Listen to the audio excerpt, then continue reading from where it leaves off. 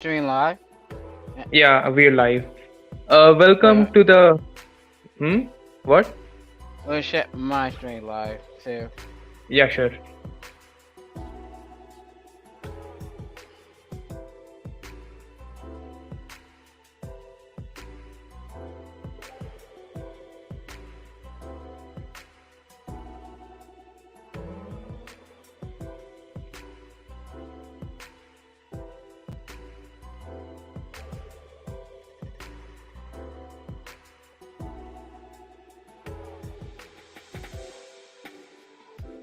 I'm live from my end. I'm just like waiting for you to be live at the same time. Yep, my live. Okay. Welcome to the masturbating session and Wolf Cult podcast. What's And up, bitches? if you. This is a new year, and this is my first stream this year in the new year, and Wolf is also streaming too. But if you notice something different, my dumbass found out that you can play background music while streaming, and it was always a suggestion given to me to like play a background music because it would just seem monotonous and everything. And Same here. My dumbass find out you can't use your character on stream live. yeah, which explains why there's like a moving picture that you're seeing.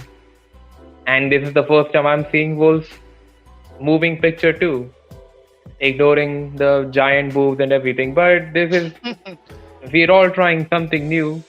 This is definitely going to be different compared to how I streamed before, and probably for Wolf too. But Wolf has already been on an experimental stage this year, and this is the first time I'm like trying to do something different. So I guess bonus for everyone. you know, Uh, Law Forever got jet off well, before we can like start with the discussion, let us introduce ourselves. It is me, Master by God Peter, and I'll tell you why I'm decided to name myself that. And joining me here today is Fender the Wolf, the streaming machine, the best stream machine, the stream god. Sure you got now? Yeah, I does that M&A now. I got that Bandana or M&A. Both those three every day. No stop. hey, it could be someone like Mauler too who would do 11-hour to 7-hour streams, Oh yeah. pausing it every second and then just like ranting and whining about something else. Oh yeah. But I got about that fucker. My god. this is the first like I've heard about it because this pissant called Blessed Southpaw is mentioned in that thread. I never noticed the kind of individual and specimen that I was missing out on. And I'm so happy that I found out about him recently. I'm like reading all the key form articles, but this is not a stream about that. We'll think about doing one later. So what do about do what do about do a stream about him? Do a podcast. What reason I not did a podcast. No, he did no upload, but he come back. That gave me reason to do a podcast about him. I mean, like I'm already writing scripts in my head, but I'm not watching any of his godforsaken podcasts or No, videos. It's no, fuck too that. long. No, I got no. Just saying, do a stuttering hit concept. Yeah. He's just a person nitpick shit. Yeah, long critique is not deep critique. I watched that. My I got impression of him looked like that he looked like critical geek. more stupid, more fucking stupid. I mean, the hair that Jackson had at that point in time was funny because it was like a trendy hair, and even like some people I knew had that hairstyle, and I think my brothers like considered having one and like told me to do the same, but I thought it was a bit stupid. But anyways, Great, we'll great, Quit, quit hair, bald hair look like fuck the guy. You gotta die. Well, Anyone got a so haircut, you gotta kill yourself. I'm not hey, I joking. You mean gotta fucking kill yourself. Nakamura has that hairstyle, but anyways, You got more kill yourself. our future streaming plans will be for like later. But so just before I like talk about what we're discussing, if anyone who is like watching the stream, if the background music is too long, or once started watching the stream and like were too late to say it in the live chat, but like you can like comment if the music is too long for you, is too loud for you. This is still on like an experimental stage, and I'll change based on what you people think like I should do. I can do like one where there's no music being played, but I feel like it would be monotonous and it would suggest it to me. But so I recommend like playing a background music, but if it's too loud and you just want like a non-music based commentary, just let me know. But anyways, we what are we going to discuss today, Wolf? Um, EW? You tell me that. I did what, but AEW. still, you still did, I still did what, Batman. Yeah, my original plan was to watch like do a review on Batman, but it's like the only person I knew who has watched it is Critical Geek, and anyone I know who has watched, I don't know or talk to anyone who has watched besides it. I heard Coffee Bean's going to planning on watching it, or maybe has Really? watched it, but I'm not sure he's going to join my stream or anything. But it's just me and Geek, and we would like plan on doing a podcast in the future, but like it would be for spoilers. And I know half the people I know who I'm like asking to watch the stream haven't watched the movie, so it like would be spoilers. Maybe we can do a non-spoiler one, but we don't know if we're like we don't know if we can like have like a proper conversation because there are so many things we wanted to discuss. Anyways, so we didn't plan on watching Batman, so what we decided upon is AEW Revolution. And you've not watched it, right? Nope. Well, thankfully for you, I've watched it, and I could like give you a play-by-play of the certain things that happen. I'll not even say play-by-play. I'll just say whatever happens in AEW. I cannot like discuss and talk about everything that happens there. I'll just tell you some of the major stuff that happened, and you can like react based on it. And I'll tell you what I don't need to discuss, but we will get to that. So AEW Revolution happened in March 6th, 2022. It happened March 7th in my country because we're always like way ahead of America. And at that moment, I recorded it, obviously. The juggling move is very distracting. Right. No, it's all right. You don't have to apologize. It's just my eyes are there. But anyways, so you don't have to apologize. Like, the thing can move. I don't have a problem with it. But I was just saying. So AEW Revolution happened in March 7th in my country, but I was giving an exam, so I like had it recorded. And then after finishing my exam and had a couple of hours of sleep, then I watched it. But it was a good tip. Like ever since like these like AEW started getting more people into this, and we'll discuss more about it later. Ever since they started getting people from WWE there, or some talented guys, like, or at least give some focus on them, like it's really gotten better in quality.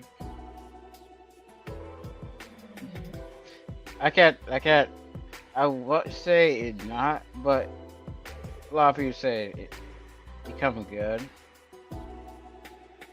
There are way more better matches than there are bad matches, and there are obviously it's AEW. They will have some questionable booking decisions which will discuss after we've discussed all the matches that we are covering. But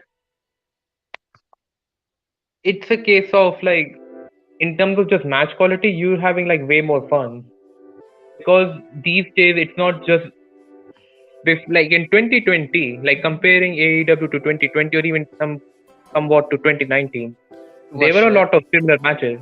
Yeah, The book like want people. The book want people. It should push. Like what that person wear wear gear shit that he ass. Yeah, he was a good watcher, but he almost shit. That yeah, guy, that guy got yellow hair. I don't remember his name. He was in Lucha Underground. I barely know anyone from Lucha Underground. I only know like Pentagon and Ray Phoenix, and I know like John Morrison wrestled there too, and Rey Mysterio and Alberto Del Rio. But And wait, you don't know that guy, El Antonda, that strong motherfucker. not at the moment. I'm pretty sure I've seen him, but I could be wrong. But And Todd, I think Will Arkwright, wait, no, shit, Puma, you know Puma was Witcher. yeah, I know that. He was like the first Lucha Underground champion, right? Yeah. Yeah, I know him.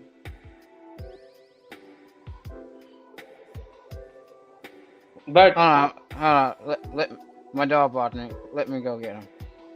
yeah, I'll be sure. right I'll back. just like say a couple of things. It's like AEW has like picked up on quality these days, and that is like now they started signing quality talent. It's not just weird indie wrestlers that they're signing, although they still have that bad habit to some degree. And these days, like they're just signing better wrestlers these days, and even the indie ones are like not bad wrestlers. Like they just signed Jay Lethal, who is not really an indie wrestler, but he's not really much of a big name unless you're into TNA. And even then, that was like around 2010 or 2011. The other one that we have is, who was the other guy? Jay White, who is like a New Japan guy. He's appearing in TNA more frequently, but TNA is as dead as ROH. But the difference is TNA is like a zombie and ROH is under a new management. We'll get to the ROH thing too later. But they are having more good matches than bad matches. And AEW, like this pay-per-view in particular, has been like even if like has been consistently doing well. I can only recall like 2 bad matches, and they're like the most 3 bad matches. But they have like 4 or 5 better matches, great matches, and one of them is like really good. 2 of them actually, and that's what I'm discussing. Like because now they started signing proper wrestlers instead of like old has-beens. I wouldn't, it's a bit insulting to call someone like Big Show and Mark Henry a has-been. They've done something for this promotion and they're superstars. And Mark Henry especially is like a legit dude. He's like an Olympic athlete at his prime. The problem is that once they came to AEW, they're not doing anything of note. Big Show has like 1 or 2 match, and one of them was on the internet, and then he just fucking he just he just like disappeared, and he's in the background. And same goes for Mark Henry. Mark Henry is just doing interviews, so it's Yeah, like, I what's got the about point of that. signing? Yeah, I got about that. Sting is the only one who is like performing consistently, but he's always relegated to tag team matches. So, and I mean, obviously he should. You can't expect someone older than the Undertaker have like a long single match. It would be a bit stupid to do that. But that's what I'm saying. It's like, go ahead. So think I think I say I probably still put on good matches. He's doing better than he should, but it's like other people are covering up for him, and like, which is to be expected. The guy is old as hell. How can you expect that to like have like a proper singles match? But that goes with what I said before. Like, when I was not covering it, and I told you this privately, Sting's a bit of a weird signing for me. I was proven wrong about him on multiple levels, but at the same time, I was like right about him on multiple levels. He's doing well, doing better than I expected him to, but it's still like, why sign him? But go ahead. To be fair, I have my suspicion that Sting still perform good. At WWE, he would with Seth. He could hang with Seth no more. And Seth Sting said so. That was what your call. Yeah. And I mean, I would have wished that Sting had like more wins than losses, because he never won a single match in WWE. And what this is doing is like wiping that stain off of his final career. But it's like he's participating in tag team matches, and Sting in 2015 was arguably way better than Sting in 2022, because he was younger and like could still have a singles match. But like I said, he's doing better than anyone expects him to. He's taking bumps and he's doing a lot better. The problem is, like, you have to get him to do tag team matches. And what's the point of him like having here's another thing. He never lost a tag team match with anyone. But for some reason, he's not challenging for the tag team championship. Really? Yeah. He's never lost a match. That's weird. But anyways, to get to the pay-per-view, to basically what I was like, before I like go with that, I'll just say this. These days, ever since like 2021, ever since I believe they started signing Christian Cage, or maybe around the time they started signing Aleister Black, who just became Malachi Black, he what do you call it? They've been signing like better wrestlers who can go and have shown potential. Some of them just like shouldn't be there, and I like them more in WWE than in AEW. But I digress. They can still go. They can still have good matches. And they're young. I think I know what you try to say. They're not putting off leadership. They can't do like water hole or do punch it. They build up a match. Yeah. The other matches just spam move like idiots. Do super kit. And it's not even like a Zack Ryder's level of signing. Like, who is the guy like you just like WWE just like burns this in your mind that he's a jobber, even though he should not be considered one. And I'm hearing that he's doing great things after WWE, but it's like he came in AEW, had like got into a feud with Dark Order, and then had one tag team match which he lost, and then he's never seen on television again. But these days, like, they're doing much better with the even like someone like Andrade, who is less accomplished than Zack Ryder, has never presented as a jobber. And you can always look at his stuff from NXT. Andrade has better matches than Zack Ryder in WWE. So when he came in, I said set tighter. Yeah, and like Jobber. Andrade should be, but it's like when you like look at his NXT stuff, and then you look at like all the matches he had in WWE, he had way better matches. So it's like, even if you can call Andrade a jobber, which he eventually became during his like last few months, one thing like you can say that he always outperforms, and that somehow like does it. And Zack Ryder is no Andrade. Zack Ryder, I don't remember any good Zack Ryder match besides one with John Cena with the US Open Championship. But Fair point.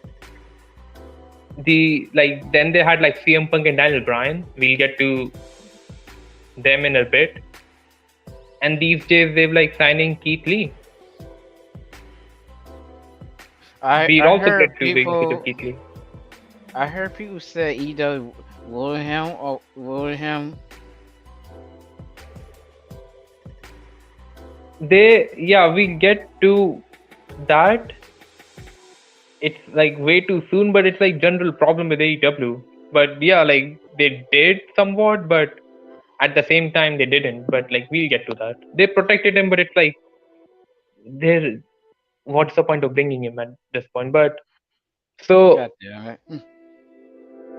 they have Keith Lee, they have Punk Bryan, they had other people sign. They had let's just start with the pay-per-view because we'll go on.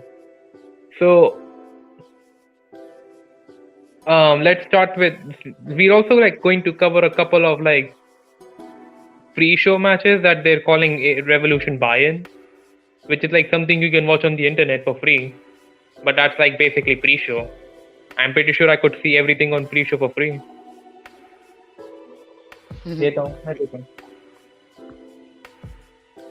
So basically they have their own buy-in, and the match Buy-in? starts with Buy-in. yeah, it's like a pre-show. Oh. Like a pay-per-view. It's like a pre-show, but Oh. Wait. I guess a less of commentary. So yeah, pay for it? No, it's all for free. It's for pay-per-view you have to pay for Oh. or watch on television. Oh. So Revolution buy-in, the match starts with Layla Hirsch and Chris Statlander. And I have no idea. Yeah, well, I don't know who Layla Hirsch is. Huh. But like what I got from Layla Hirsch is that she's some small midget woman who's pretending to be a mixed martial artist. Could be wrong about her. Couldn't really get into it. They never really presented her enough for me to know about it. And suddenly you're supposed to take her seriously. And she fought someone who's, Chris Statlander may be green and a bit awkward for me because like she can perform all the cool moves and everything, but she's with the fucking best friend. And you know what that means. If you're with the best friends, well, God help your career. But she's with the best friend. She has the alien shtick going with her. And she's a bit awkward. And it's like a match between a small MMA fighter that you never took seriously or never heard of before, or like not even presented as a big deal, and a woman from the best friends. But yeah, continue. So she is like Shane Bear and Wowsy. Shayna Baszler is like too much of a compliment for her because she's not. What? Hold on. Yeah. But while we're waiting to like tell Wolf what's happening, but like so she had like a couple of matches. She turned heel the worst way possible, and certainly you're supposed to take her seriously. we'll get into just how high above the card she just like got suddenly all of a sudden. But from what I know, she was a job girl who kept losing matches, got like an aggressive mean streak to her, like after she turned heel, beat up Brandy Rhodes light because or a surrogate Brandy Rhodes, and suddenly she's someone to look for, look out for. Like suddenly she's facing someone from the best friend, and now you just like have to take her seriously. I have no idea how this is working. I don't know how you present one job girl that you presented her as a job girl, and suddenly she turns heel and now she's like a fucking main eventer that you just never saw coming. And now, as Wolf said, like Shayna Baszler, you can call her like you maybe Shayna Baszler is a compliment for her, too much of a compliment, but this is what she is. She's like a discount Shayna Baszler, and I have no idea the mindfuck going on with AEW.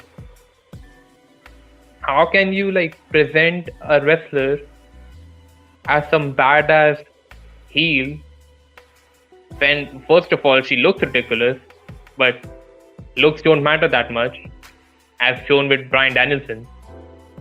But she's presented in a horrible way beforehand. I didn't even know her until recently she started coming in my television. And I had no idea why she's angry and why she's mad. And it's such a stupid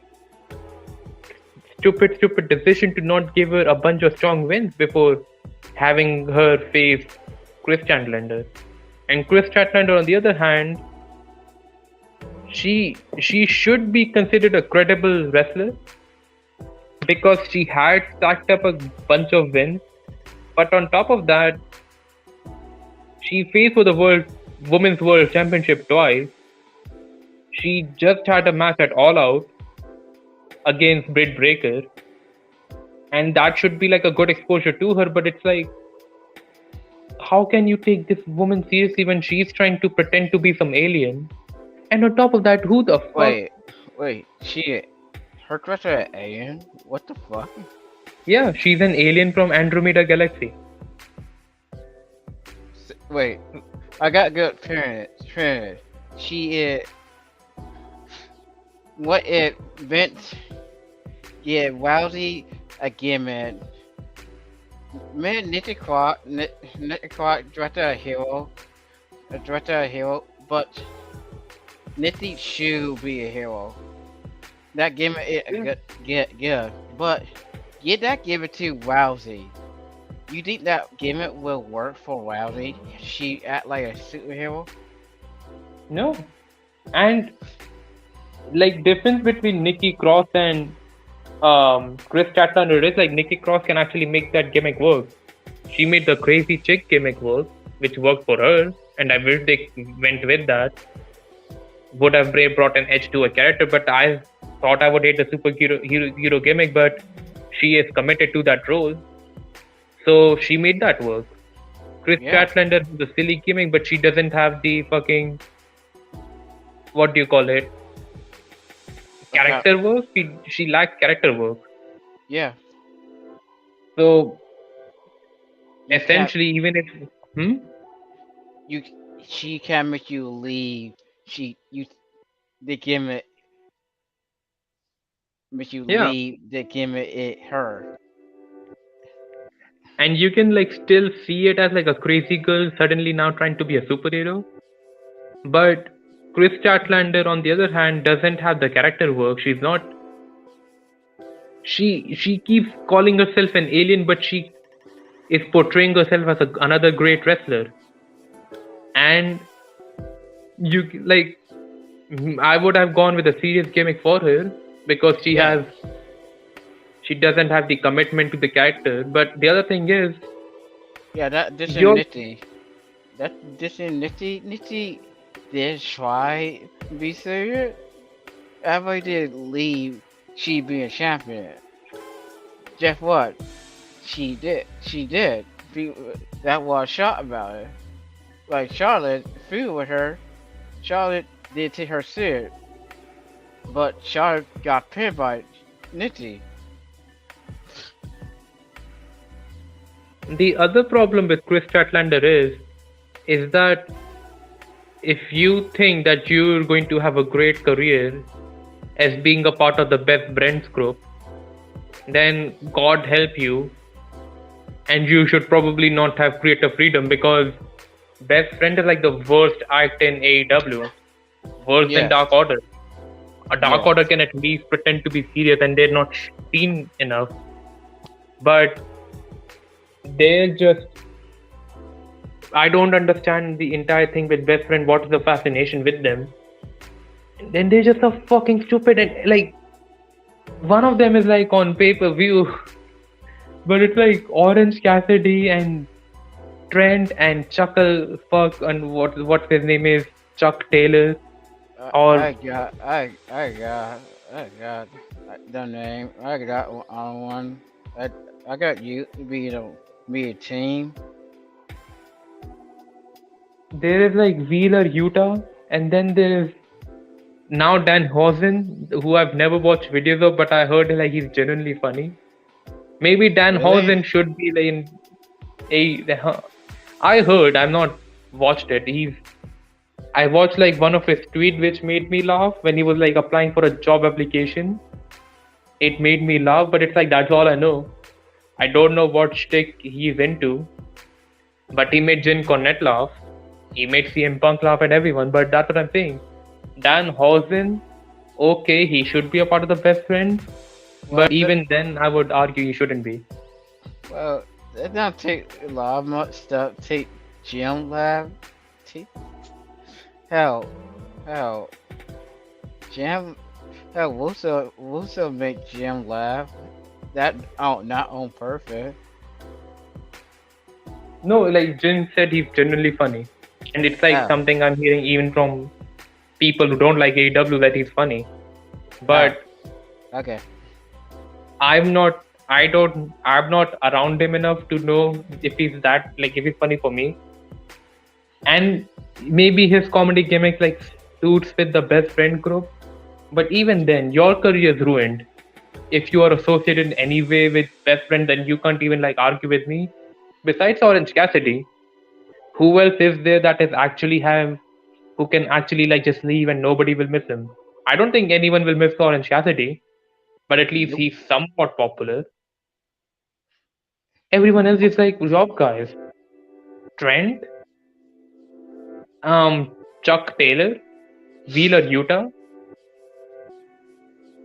and like who do they have? And Chris, I don't understand why besides them being like real life friends, I don't understand why Chris Statlander wants to be a part of this group while asking everyone to take her seriously, because that's stupid to do. But anyways, they had a match. I didn't like their match. It's like one girl trying to be Shayna Baszler / Ronda Rousey, and the other one who is just green.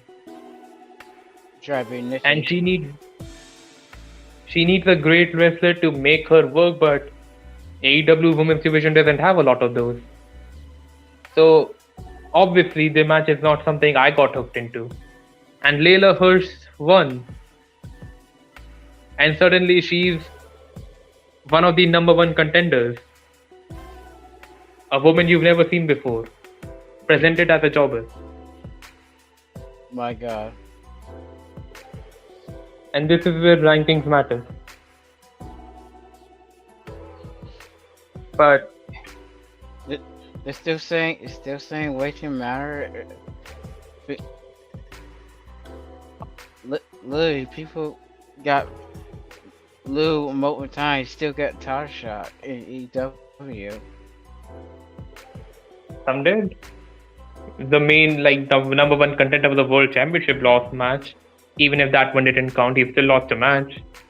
So that's what I'm saying. Like somehow Layla Hirsch is a major threat to Britt Breakers, and someone on the same level as Thunder Rosa in terms of being a top contender because she beat Red Velvet, the surrogate Brandy Rhodes, and Chris Statlander, the alien who is a part of the job team, didn't have a significant win in her career. I'm pretty sure she lost her last match with, I think it was against like a team of like Orange Cassidy versus Adam Cole and Britt Baker. She lost that match. Certainly, of course, like great way to get them hooked into the fucking pay-per-view. But anyways, moving forward. What was the other match? I can't remember some of them because they're just so forgettable. So the second match is that I thought I saw was like the team, the Kings. You know what? I'll get to this. The King. So the team that they fought is like the team of Pac, Pentagon Jr., who has like gone super dark. He's now called Pentagon Dark, with this manager like dressing up like a druid, one of the Undertaker druid, and the other dude called Eric Rowan, who I think has changed his name to Eric something. But he fought. Yeah, he fought the team of Malachi Black, Brody King, and Buddy Murphy, who is now called Buddy Matthews.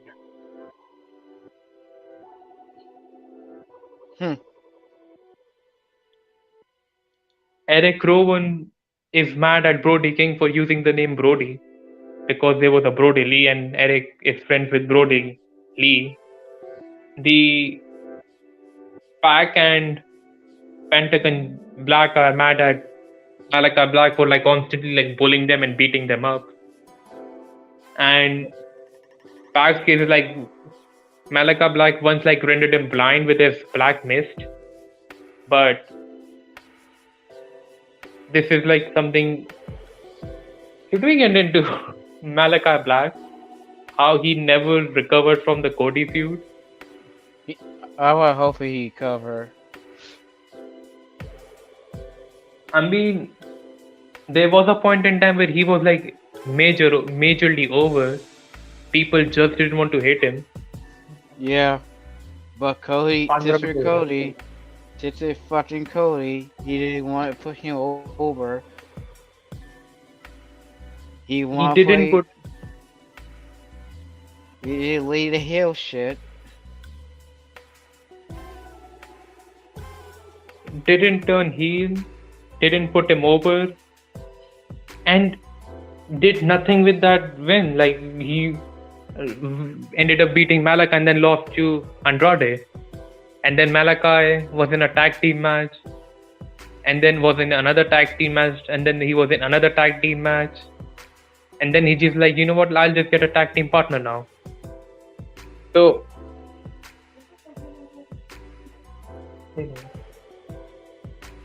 and I liked him working alone. I can take the goofy stuff that he does, but I always like him being like a solo guy, because the last thing AEW needs is another faction. But Malachi just like is recruiting. I said I like Malachi work alone. He take me alone, wolf, not team with nobody. Yeah, because it gives him the badass vibe, and the House of Black can always be like the fans. He has like a connection, and he calls them the House of Black. And there was a point in time where people compared him to Undertaker, and despite a couple of instances, Undertaker mostly worked alone, and that is how you remember him to be. What version of Undertaker? American Undertaker? What motorcycle? Most iterations of Undertaker, besides when he just like became like the Ministry of Darkness. Oh. And the only one like he worked with besides the Ministry of Darkness and the Corporation was when he worked with Kane, who was like a lot similar to him, and they had like a story there. But Undertaker, for the majority of his career, worked alone, and that is how he like presented himself as like this lone figure, Yeah, Lone and Wolf. that added a lot to his character and a lot to his mystique. And Malachi Black is like often compared with him, but like how can you compare him when he's doing his own Ministry of Darkness? And because he went from like teaming up with a random dude, I mean Andrade, I mean everyone knows his NXT history, but like still a random dude But because they both hate Cody. wait, what? Wait, why Andrade hate Cody again? Why? That's a good question. I don't remember. Why Andrade figured out Cody got bury him? You tell Andrade, tell Aaron Black, or The- it's some stupid reason. Hey, Alistair Black. I know my wife. I know you marry my person, my manager. Let's team up. That's the only connection I saw, but that's what I'm saying. Now he's like recruiting a bunch of people, and now like Buddy Murphy and Brody King, I don't have a problem with them joining, but I wish they like stayed away from Malachi. And once again, like how like the dude has not recovered since his Cody feud because Cody needed his win that he did absolutely nothing with, and somehow, some way, it is Cody ended up leaving and Malachi is just like stuck in this weird place I laughed where but you Cody to Malachi. Cody had a loud word to that asked her. Before I leave, he I went got bury a young talent. he went from being super over to just a guy who is just there. Yeah. And unless they do something big with him, God help them. I have a feeling they're not going to end the fucking Pentagon feud and the I know Ray Phoenix may join soon, but they're not ending this soon. I have this bad feeling. But hold on. Yeah. You know AEW, they'll like expand shit.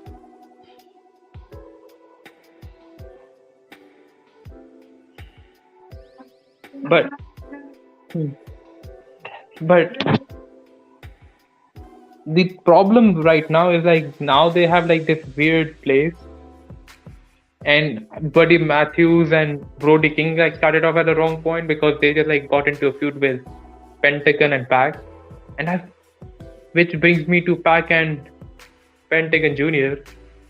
I'm not going to discuss Pentagon Jr. because I've started to realize he's not that good that we all made him out to be. Whether he turns to the dark side or turns to the light side, or does whatever shtick he wants, he's not good. I think And- Pentagon Jr. only good. He is a heel. A fake In a tag team, or a heel. A fake. I think he should. but I see. it's like I see. He new arms round. He good. But I think he only good at Extreme World Master. but I think he lost his edge now. Probably because they like constantly pair him with Ray Phoenix. But the other thing is, even if like sudden transformation for his character, he's still having tag team matches. And it's like a case of why. And the other thing is, in 2020, Pentagon Jr. had like a couple of single matches and single runs, and he was like a heel. But you just can't take him seriously anymore. Yeah. And it's like I've like Pentagon Jr. is like not over with me anymore. I thought he was cool too, but I just like got annoyed with him because they're basically young bucks with mass, but much better than young bucks are. I And think he's still shit. I think he's still put around. What was Like, that? I don't know what the fuck happened to Rusev, which is, I guess, way better Wait, what? for every. Wait. Yeah, Rusev made a comeback. He made a comeback. He he was like a what's the word I'm looking for? He was like someone I just can't like stand watching in the television because the first few months, and I blame him for it because he's like the one who comes up with these ideas. But the Yeah. first few months it just like made him like less over with me, and I lost complete appeal at him. And suddenly when he like became the TNT champion, he started being serious, and you suddenly started liking Rusev again. But then once you start liking him, he just disappeared off television. He's doing promos on God. He lost to Bryan Danielson, and then he just like appeared in this weird void, which is like a complete white room. He had like one promo and then he just gone. You don't know what happened to him, what he's doing. Has he made peace with God? He's not even like coming in like a 2 second or 10-second promo. But you always have to see the best friends. What the fuck? The moment he started getting over with me, he just disappeared. What the hell? But That's bullshit. That's bullshit. but What the hell? What the hell to put best friend over? Who's that? They got a best thing right there. and but like with Pac is like I liked him in 2019. He for the first time he appeared in AEW, he beat Kenny Omega, and he beat him in such a convincing fashion. Then he lost 2 matches to Kenny Omega. Then he just disappeared after fighting Orange Cassidy. Then he came back, fought Eddie Kingston. I don't know if he had a singles match with him. And now he's with Pentagon and Ray Phoenix. And even Pac just like became someone I'm no longer interested in. He went from being the coolest, one of the cooler guys in AEW and someone you should like see as a world champion at some point, to just one of the boys. And it's like this is a team that like it like consists of guys who were once cool, and you just like lost complete interest in them because AEW has lost interest in them. Besides Buddy Matthews, but that's only because he's not around for much. But anyways, they had like a typical spot fest of a match. And Eric Rowan is another guy. I don't know why he's signed. And like you said, he's great. But then I saw him in AEW, where all the cuffs should be off of him. But he's not impressive to me. He's just another big man. And not even like one of the good big men. He's just a big man who's carried by other wrestlers. And then he's the one who lost his first match. So Wow, shit. welcome to AEW, Eric. But yeah, like the House of Black won, but suddenly they're not called House of Black, they're called Kings of the Black Throne. Sorry, Knights of the Black Throne. But the announcer, Justin Roberts, I think his name is, keeps calling them Kings of the Black Throne. So they didn't even like come up with a name to call them. One call, like the title screen says they're Knights of the Black Throne, but Justin Roberts says they're Kings of the Black Throne. So it's like weird, stupid stuff going with them. Their name sounds stupid. Why don't call it Alistairs? House of Black. That's what Alistair calls them. Black. Malachi call themselves. Yeah. Yeah, that sounds good. They're not called that suddenly, but they ended up winning in a pre-show, and I'm not remembering what I'm missing. I don't think I'm missing out on much, but basically, let's get to the main show, because those are like the two things we're talking about that are going to be relevant going forward.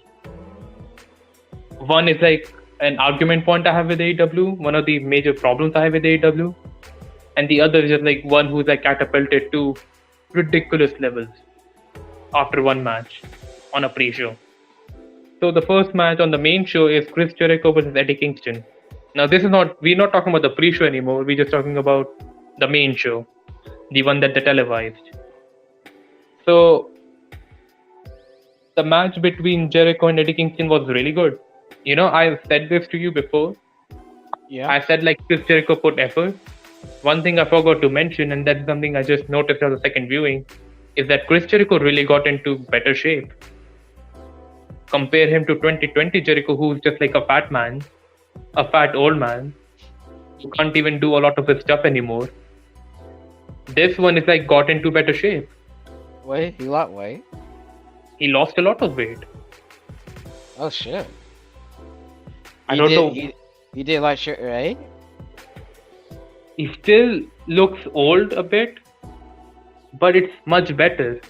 Like I can't expect him to look like Lex Luger all of a sudden, but he at I least said like shit rate.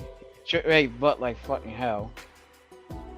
yeah, he's not even like Triple H too, but he's still like in a much better shape.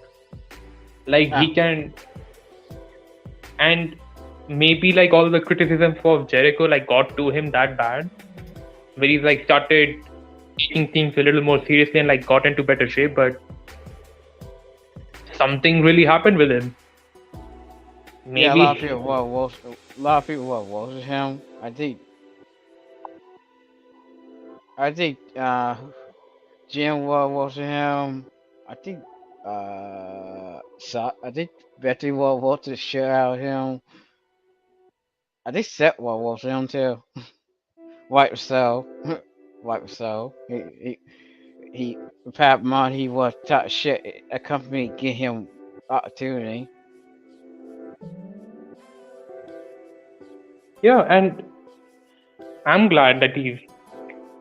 Oh, just a second. You can like say whatever you want. I'm just like doing something for a second. I'd rather he take the criticism of her. I know. No. I'm not talking about fashion criticism. I talk about he people talk criticism he ego about him matchup.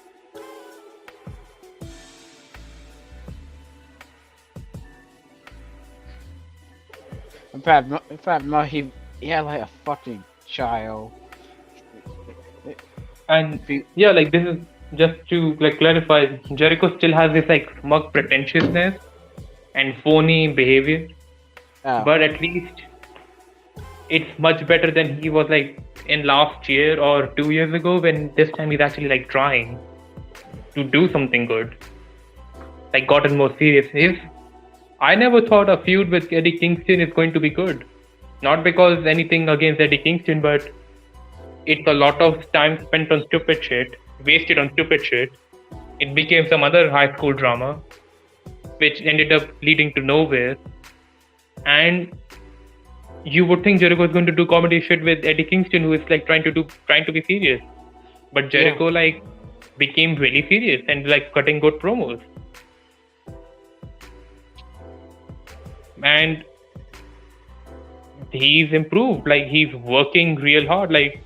But to get to the match, which illustrates my point better, I said this to you before, but if I have to like compare Jericho against Kingston to Jericho versus MJ was, and this was like in my previous review, MJ was doing 100% of the work or 99% of the work, and Jericho is just the one who ended up winning a match. He's just doing nothing, not even like taking proper bumps. You just have to like leave it to MJF to have like a good match, and even then you need two people to tango. With Eddie Kingston, he's like having like a serious fight. It's not even like a wrestling match, it was more like a fight. And it devolved into a fist fight. The match started with Eddie Kingston like having like throwing Chris Jericho in like some not Saito suplex, but a dragon suplex, some kind of a dragon or a tiger suplex. So, and Jericho like really pumped like he's set to unite in a Kota Ibushi match. He landed on his neck, and he sold that. Oh He shit. sold that for a good portion of time, and then he executed what his limited moveset well. He added some bunch more. I don't remember him like throwing off for like a German suplex, and he's doing the code break again, which I don't think I've seen in a while. He really executed his like middle rope moonsault well. But it's like this guy is really trying. Even though Eddie Kingston's still the one carrying him, and the people, they really were rooting against Jericho. I mean, they ended up singing Jericho's song, but they were like really fully behind Eddie because Eddie's like the underdog.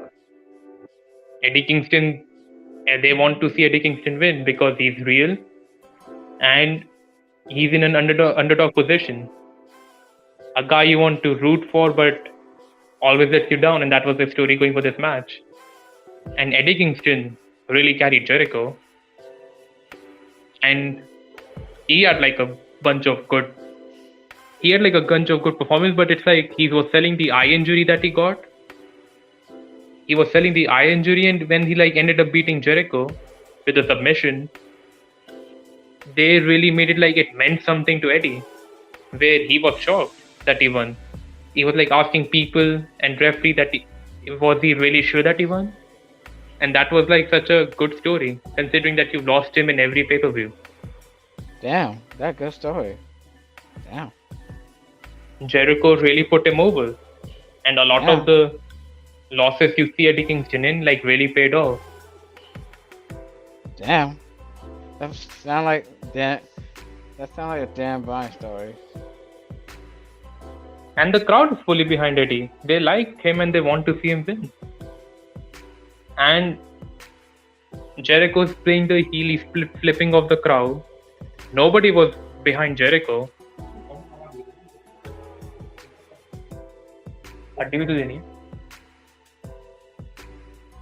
So once like Eddie finally had his like win, Jericho obviously was like playing the smug heel. He didn't shake Eddie's hand that he promised to. He left. But it still didn't matter. Eddie won. What I'm worried about is that Jericho's like having a long feud with him, which he had to win one time, which is going to undermine what he did in Revolution. I hope that isn't the case.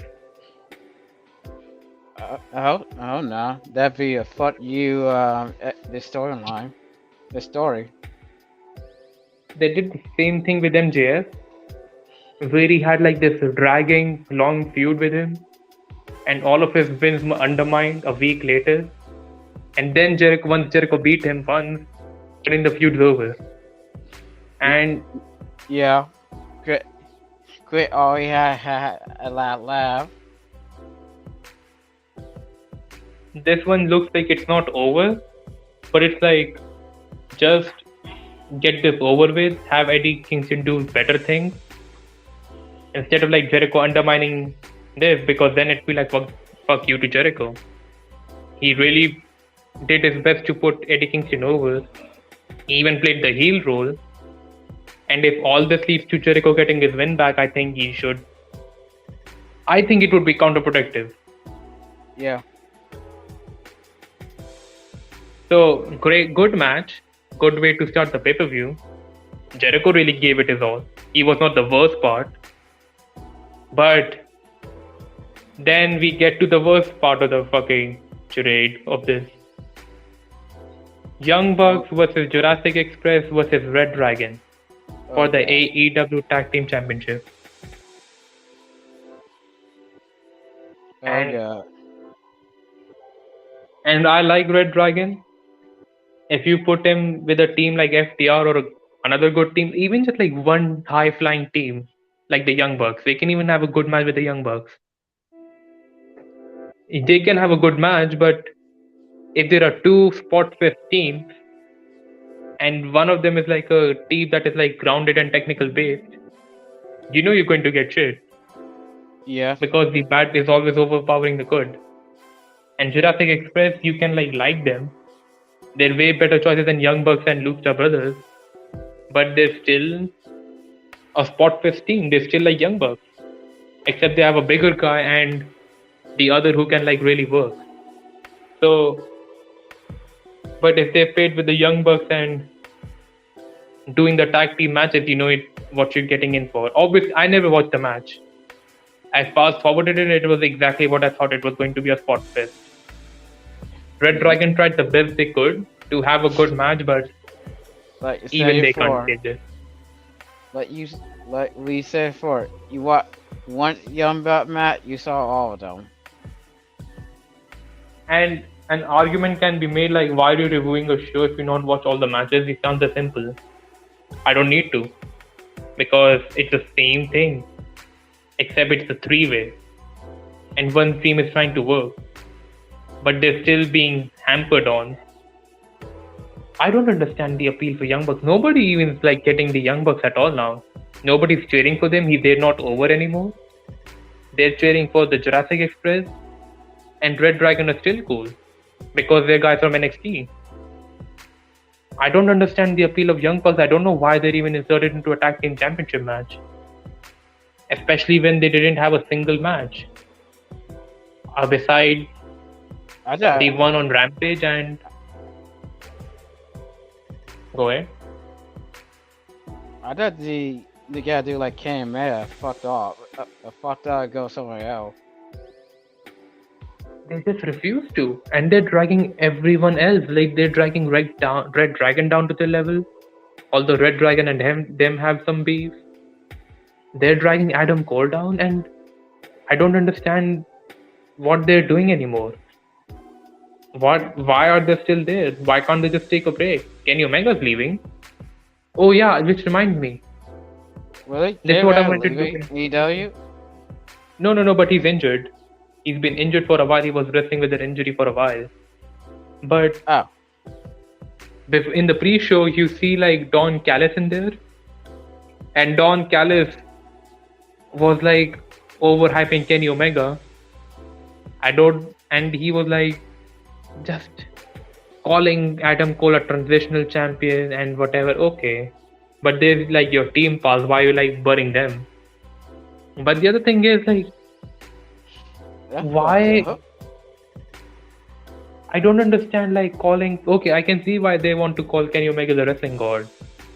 But what the fuck is wrong with Kenny by God Omega? Just call him Kenny Omega. What is the by God for? Yeah, what by God for? Just Kenny FN Omega. Kenny goddamn Omega. No, Kenny by God Omega. It's stupid. But anyway. So, Young Bucks had the Young Bucks match with Jurassic Express and Red Dragon. And Jurassic Express retained the championship by pinning the Young Bucks. Because Young Bucks and Red Dragon were supposed to be working together, but they got mad at each other. And it was Young Bucks who took the pin. And we don't know or understand why they're still.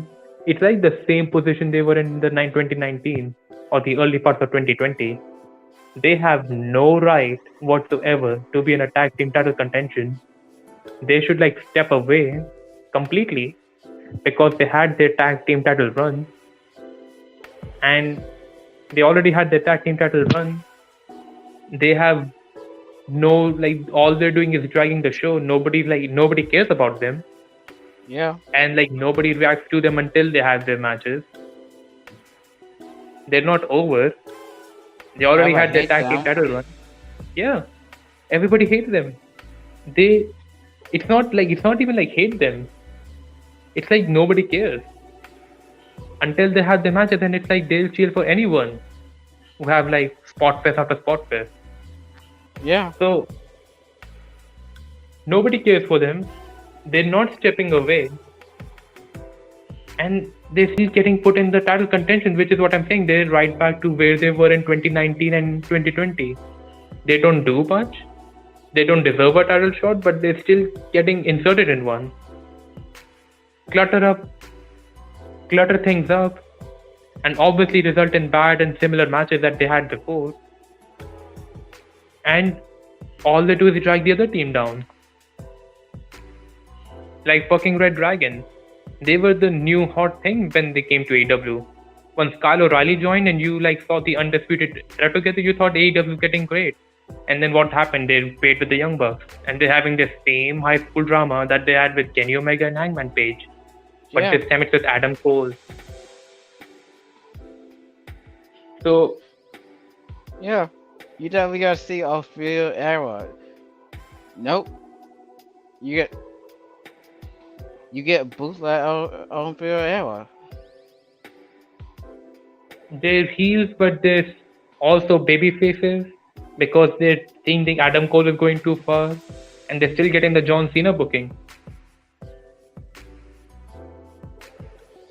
Yeah. Or maybe Roman Reigns in 2016 booking or Roman Reigns in 2015 booking that they just pushing down your throat. Yeah, I think one way. Putting it put you down your throat. John Cena putting if John Cena made it work. John Cena made it work. John Cena had personality, he can work, and at that point in time, he was the most over wrestler in the company. Whether people hate, maybe not over, but he's like hugely Yeah. popular, massively popular. Yeah, he was over. It don't matter. You said Cena sucked. Like John Cena. John Cena made it work. It turned against As you. much as I hated how much they like position John Cena, I can at least understand why they had to do it. I mean, it got ridiculous, but at least I understand because John Cena is still selling merch and everything. Yeah. But Young Bucks, I don't know what's up with them.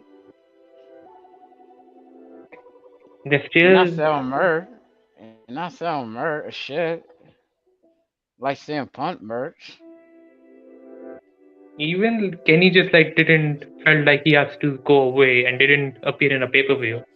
And you like really some people are really missing him. Young Bucks don't go away. Nobody cares about them. Nobody is rooting for them unless they have their matches. But that is like moot point in altogether because they'll cheer for anybody who's having that kind of match.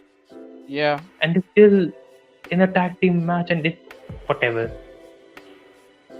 Bad match, same match. They didn't watch it, they didn't care, they didn't give a shit. Young Jurassic Express winning is not surprising at all considering they just recently won it. On top of that, Red Dragon may not have been buried. They're more protected than buried, but it's still when they eventually win the tag team championship, you wouldn't care. And that is assuming they will win and they not have like fucking LA. What's the other like the Latin America exchange? I think that's what they're called. The Inner Circles group, Santana and Ortiz. Yeah, Latin Planet. I still married a team. Yeah, Red Dragon's not. I don't think they're winning the belt anytime soon. And by the time they win, they will be at the least interesting point. Now the logical option is when you have like a spot fest match, the ideal choice is not have like some kind of like a bathroom break match. And AEW had like a couple of those that they eventually ended up using. But right following that, they had a match between. They had like a 6-man ladder match, and whoever wins gets a shot to the TNT Championship. It was between Christian Cage, Ricky Starks, Powerhouse Hobbs, Orange Cassidy, Wardlow, and Keith Lee.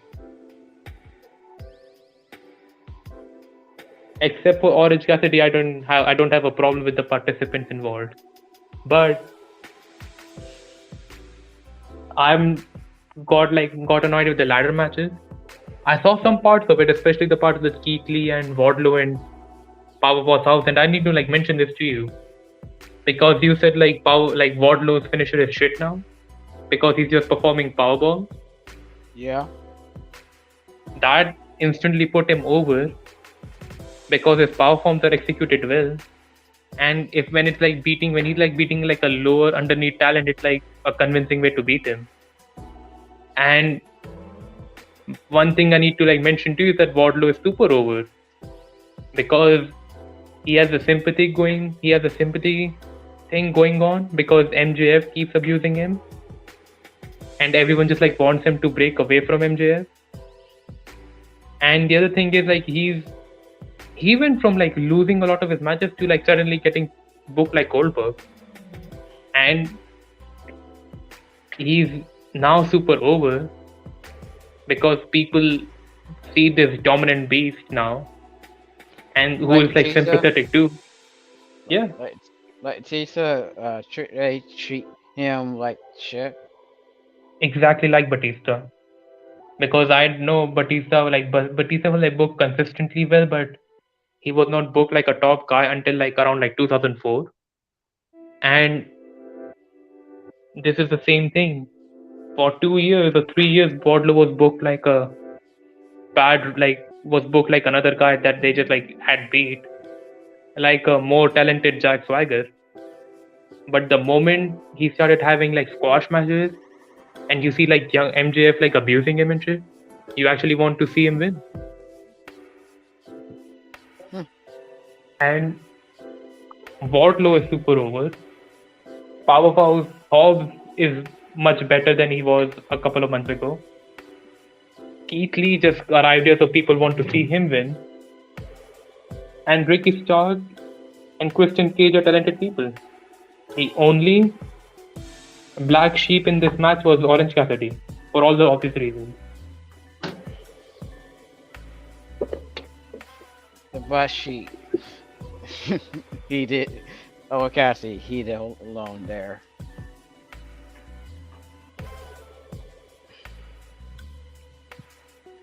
Like they're trying to have like huge. Hold on. Excuse me for a second. But yeah, it's like they have this like weird effect where do you have like talented top stars and then you just like put Santino Marella out of nowhere. And that is what Orange Cassidy is, I'm sorry. Oh shit. He. Oh, Cassie did to Tina Wada. Let funny. Let Tina Wada. Tino. You want him to win? You want him to win a match or a mid-card title because you feel bad for him and he's funny. And WWE did push him a, a top star. I like Santino Marella when I was a kid. But like he hated because everyone like found him cringe. But it's like same thing. It's like, dude, the comedy wrestler, he's never going to get big. But with Orange Cassidy, they're trying to say keep building him as this top star, which he isn't. And Orange Yeah. Cassidy is doing anything to help himself. Yeah. All he does is stupid shit. They'll try to put a fucking comedy header in a main event scene. And not like fucking Mick I always see him on Joe. He ate a fucking underdog, but he ate an underdog. And Mick Foley had been booked seriously. And it was like an attitude that even if you want to like call Mick Foley a comedy character, he still had the underdog thing going. He is like he can work. He was sympathetic. A lot of his stuff was funny as far as I remember. Yeah. And like he most of all he was still like consistently booked like a top star. Or like Yeah. in this case, he was not booked like a top star, he was like booked like an underdog, like Eddie Kingston is. Yeah. You want him to win. Or Cassidy, no, he's a fucking comedy person. And just to watch some parts of it, I saw like Wardlow, Powerhouse House, and Keith Lee like looking at each other, and you know like how like they have like a big men standoff with a stare Yeah. at each other. They like walk slowly and then they like get into action. They get interrupted by a heel and they like throw him out. Yeah. The only legitimate heel were like Powerhouse House and Ricky Starks. And Powerhouse House is like the big man and Ricky Starks is not going to fuck with his own friend. But they had Orange Cassidy try to be the one to interrupt the big man standoff. And he did this stupid ass shin kicks. Oh And my every god. time it does it, I'm just like die a little inside. And I just hate this guy. I just really hate this guy. Same here. He's like, if you want to bury a guy, just put him with Orange Cassidy. He buried Pac as a top star. He buried Adam Cole, which we're getting into later. I can't even remember anyone else. Did he bury Rusev. He buried Yeah. Rusev. Yeah, he buried also. Fucking hate him. I fuck this guy. Fuck this. I say this with every fiber of my being. Just fuck this guy. Yeah, fuck the guy. He's not getting fired anyway. He should be the one to go to AEW and deserve, like, he should be the one to go to WWE and should be buried. Should Yeah. be treated as a jobber. Yeah. He's My- the only my guy who fear- would make me. Go ahead. My fear should some Cameron Dunn see him, said like him, put him. He's the only one I want to see. Like, if he's the only one that will make me root for Brock Lesnar. I want to see him do this shit to Brock Lesnar. Me too. I want to see him get Super City on. Fuck this guy. And like he lost, everyone lost. And the one who ends up winning and got the title contention was Wardlow. And I would have gone for Keith Lee because he's a new guy. You're trying to, the logical thing would be just like push him at the top. But Like WWE did, with Caitlyn.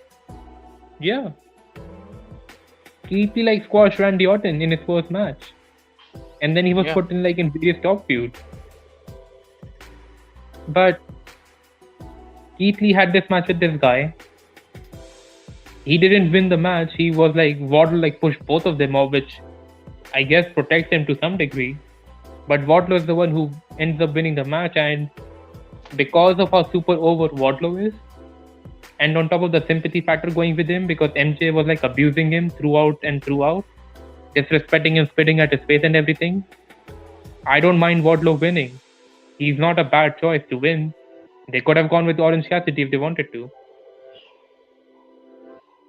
But usually you gotta win shit. I think he's much more believable than Sammy Guevara.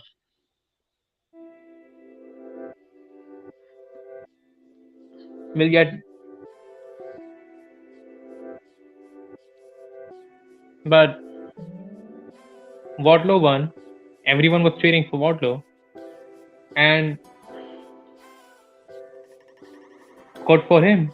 But it's like at the expense of Keith Lee, who was not hurt by this match, but he could have used that win. He could have won the TNT Championship. So, moving on.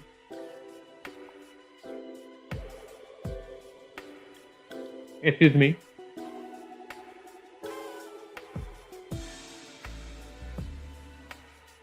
Yeah, sorry. Moving on. I think I got it mixed up somewhere. But after the ladder match, they announced Isaiah Scott. Isaiah Scott, whatever his name is. He's an NXT guy. He signed with AEW. Who? And What he name again? I think his name is something else now, but he still has the Swerve thing going for him. In NXT, he was called Isaiah Swerve Scott, right? Like the cruiserweight guy. Oh,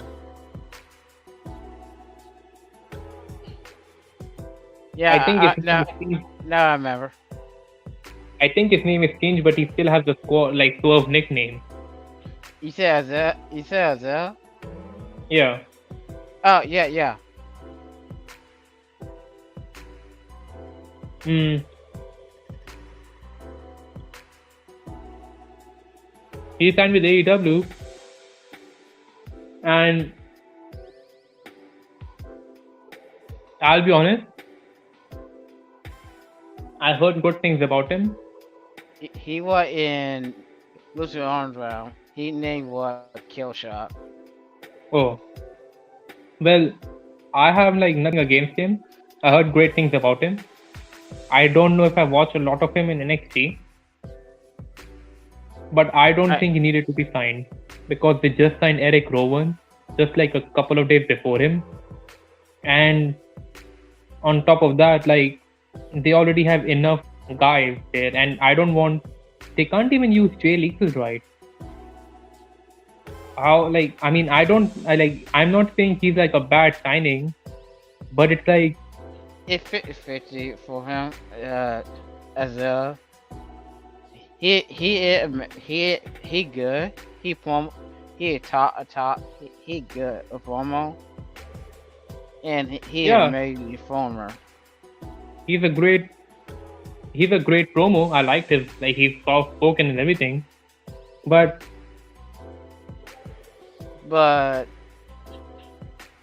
But some he got history. Sometimes a company don't use him. He full potential. it's like It, it W hit use him with full potential. At NXT. You the other get thing is him like W gimmick. the other He, thing is he like WWE is like either like kicking people out or letting them go.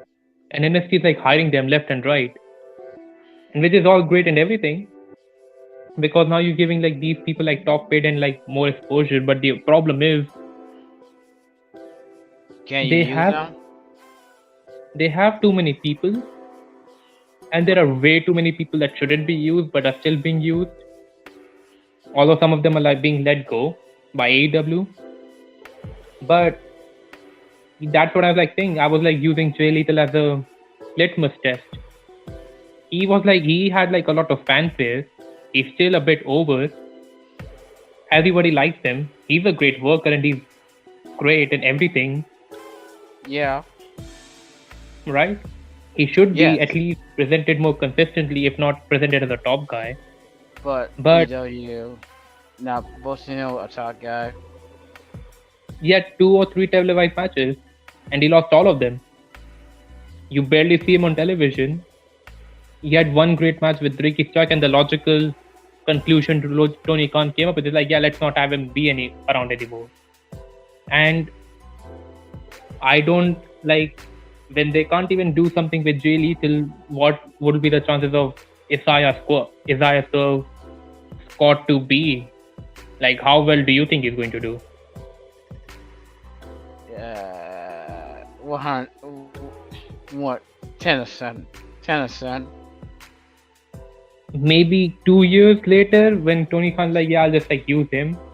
But it's like trying to put him into this thing where he just doesn't belong at the moment. I mean, it's not like he's the problem. Is that AEW needs to fix their own shit. Get rid of That some guy. that promo I did to EW. EW Dink Dot said, okay, I gotta get all these people, all these superstars. I gotta use them.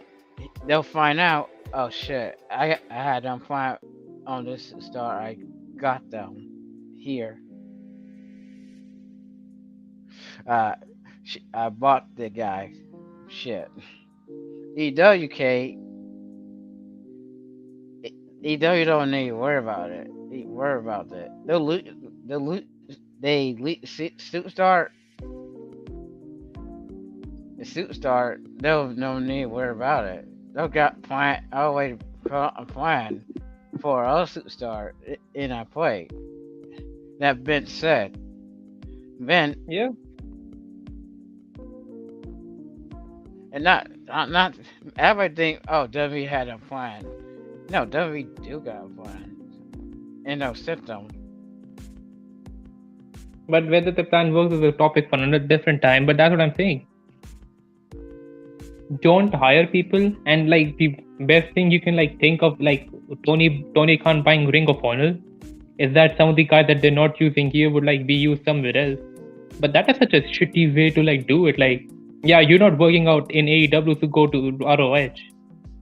Like, so are we going to see Jay Lethal like be in Ring of Honor? But my argument with that, Jay Lethal said, I would dominate there. I would know me there. What? I Yeah. gotta be nothing. I be nothing new at that table right there. And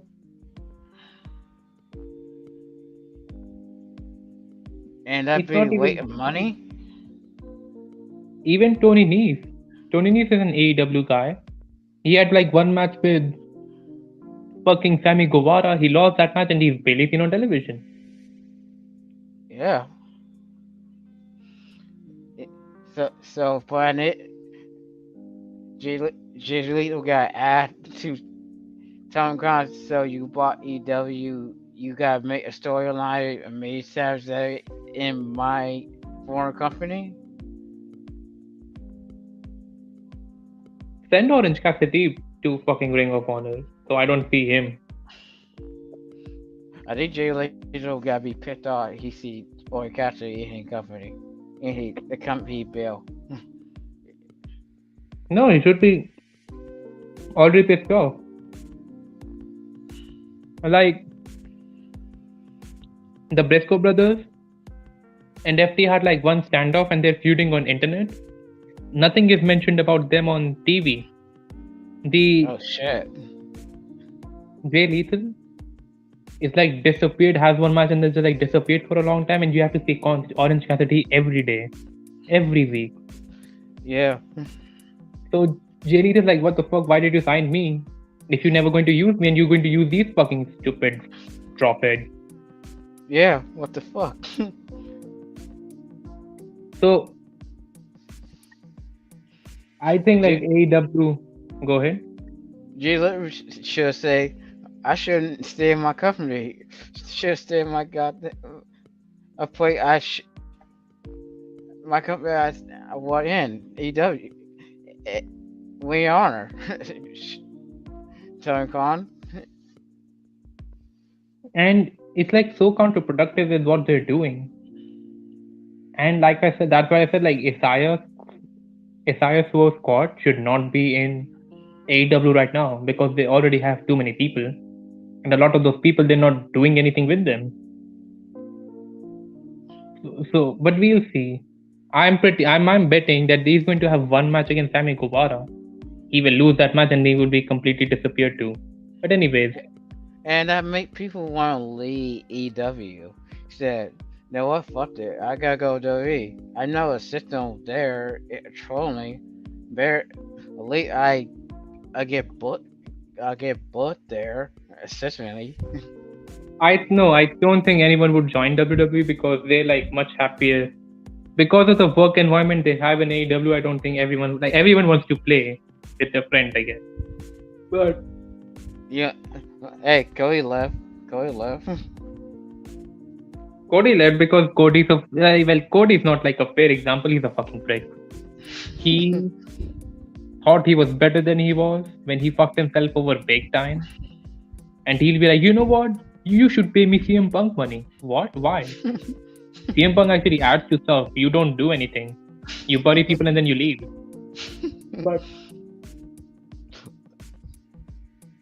But with that aside, out of the CM, so speaking of CM Punk, after that we had CM Punk versus MJF in a dog collar match, and I liked that match for the most part. It was like once after like Full Gear, from Full Gear to Revolution, which is like 3 months of whatnot. They really built that feud up. Like they were like being consistent. It never felt like a long feud. They had they had like a couple of they had like 3 to 4 months, and it always felt like a it always felt good. It was like consistently good. It was never bad, and that's how you build a program. You just like don't end stuff on like after like a couple of months and then have something else on a pay-per-view. And CM Punk and MJF like created magic together for like a consistently for 4 months. Even the match that I said they shouldn't have on TV and have Punk lose that match, I think even that was like worked to progress the feud. Still pissed off, though, did it? Still pissed off. Yeah, but I can agree, but it like put the feud to like you can like see why they just like it's not like they had like a dog collar match in the first meeting. The progression they got to the dog collar match is like Punk needed to lose his in his hometown, and then it was like lose in such a tough way where he had to like have like a kind of like a no disqualification match. And if there's like two people that I have complete faith on for like putting on a great no disqualification match, it's because MJF and Punk, because they get it. Even the dog collar match, they didn't have these weird ass table spots that they constantly have. They didn't have like people falling on fucking stairs. They didn't like break the rope. They're not fighting outside for the most part. Or you stone tap? They did use thumbtack. Oh, And I didn't like that. I didn't like that. I wish they could have gone without it. They should have used like a chair. But even that, they built up to the thumbtack spot. And you really wanted to see MJF fall on thumbtacks because he's such a prick in a good way. So I can forgive the thumbtack spot. I still wish they didn't do that. But Punk giving homage to his Ring of Honor days, with like putting on like the Ring of Honor shorts that he has and the jacket, and using one of his Ring of Honor theme songs. And a lot of this is like a callback to his dog collar match with Raven. Oh shit. And the roles have reversed because like MJ is like the young upstart heel who is like universally hated, and Punk is the veteran babyface who made the heel made like he was betrayed. Like Punk was in the same situation. And it worked in such a way where you actually wanted to see Punk beat the shit out of this guy and win. And he did. And even like I said, like I would have gone without the thumbtack spot, but it's like a minor complaint that it was like done properly.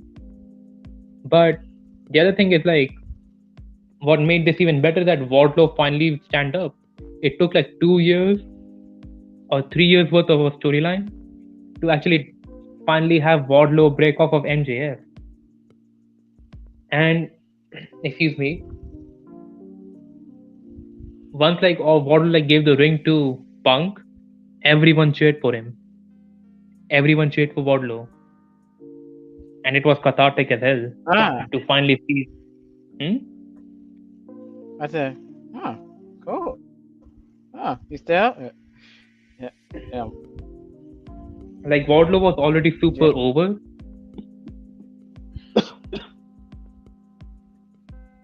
And I think they struck while the iron was hot. And great match. Not the match of the night. We'll get to that we'll get to that.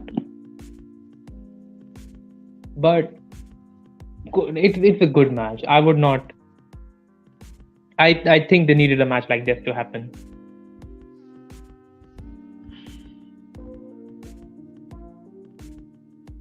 Now, at the stream over, I shut that match off. Well, we had 3 matches to run. There are 2 other matches, and like I'm on. Excuse me. It's going to be a bit unorganized because I need to like get this out of the way. There are like 2 women's matches. One of them is like Brick. One of the matches is like between Britt Baker versus Thunder Rosa for the women's championship match, for women's world championship match, which is which was like treated as a toilet break match. Thunder Rosa and Britt Baker like 2 good performers. Thunder Rosa is like better, but Britt Baker's over, right? But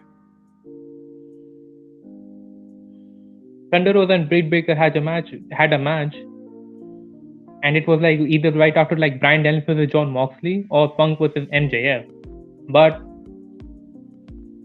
it was treated as a toilet break match, and at that point in time, nobody gave a shit. The only thing I noticed is that Britt Baker's championship is changed and it looks much better instead of like a miniature version of AEW World Championship. And Britt Baker won, which she shouldn't, but I guess they didn't want to waste Thunder Rosa's crowning moment in a fucking toilet break match. They wanted it to be a bit more memorable, so I can forgive that. She was screwed out of that belt and she got like another shot as long as they don't go with Layla Hirsch. I seriously hope Layla Hirsch doesn't win it. But don't got pit like her. I have a feeling they will. But Thunder Rosa, like Britt Baker won, and Thunder Rosa, on the other hand, we don't know what's going to happen to her. But it's like treated like a toilet break match. Nobody gave a shit, and it was much shorter than it should be. Shit. That one vision in a nutshell. And after that, and like I said, it's unorganized.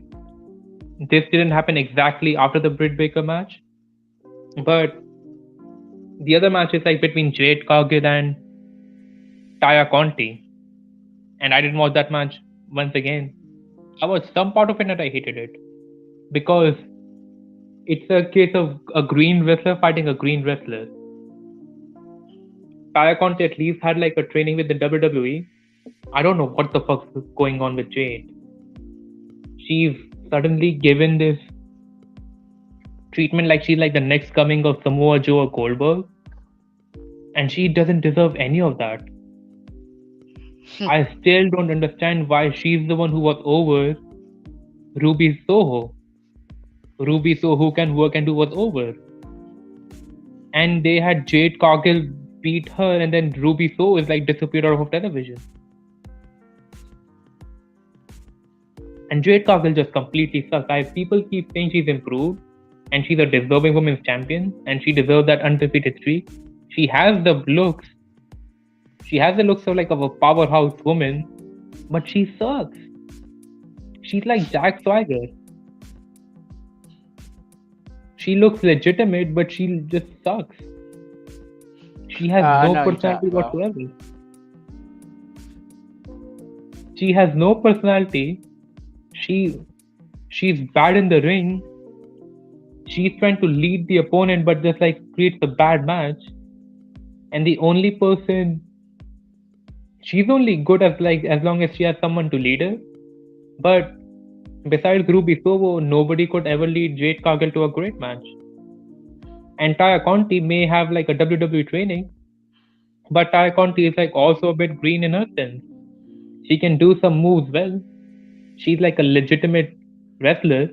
She competed in the Olympics and everything. She's a black belt, but she's trying to be portrayed as some underdog wrestler, and she just couldn't get that.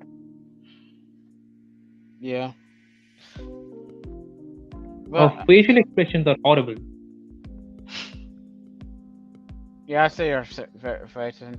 It kind of need a little work. But she, I with her trade.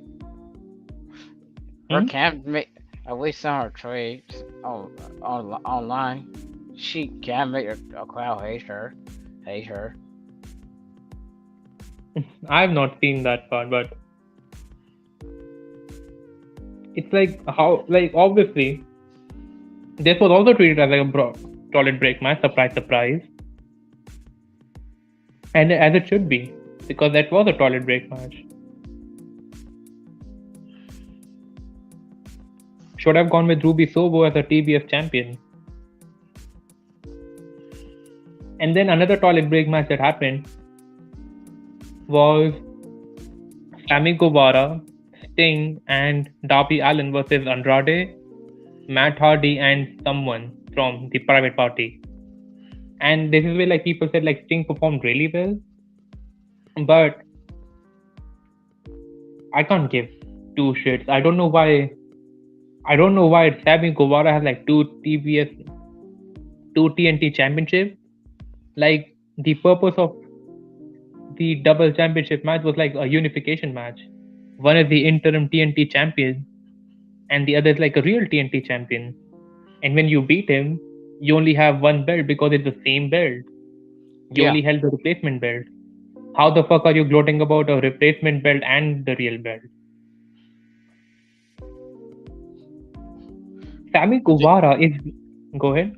I said, I think he maybe heel heat or butterfly. I don't know.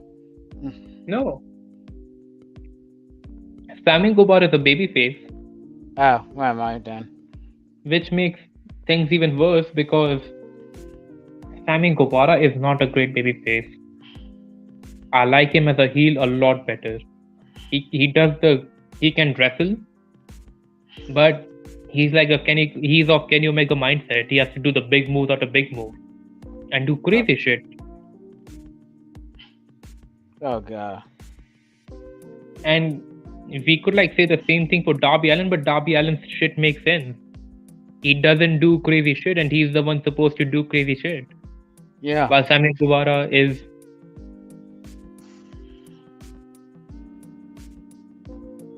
Yeah. And don't ever put or hurt you. He like a spinning bullet. yeah, his stuff really hits you. And he has the Eddie Kingston thing going on. He's the underdog. People want to like him. Yeah.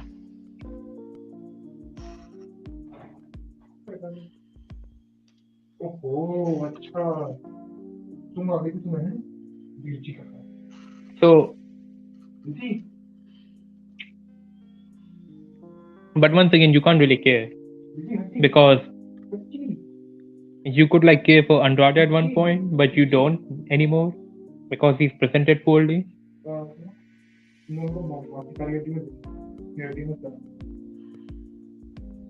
You couldn't care for. Excuse me.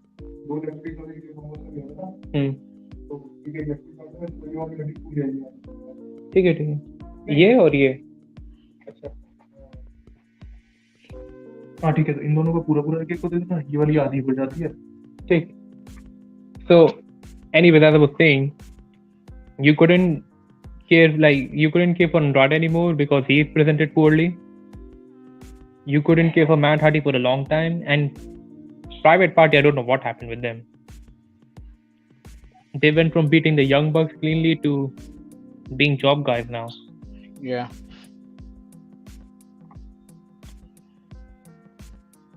And TNT champion who is like holding two belts for no reason, teaming up with Sting and Darby Allin, I don't understand.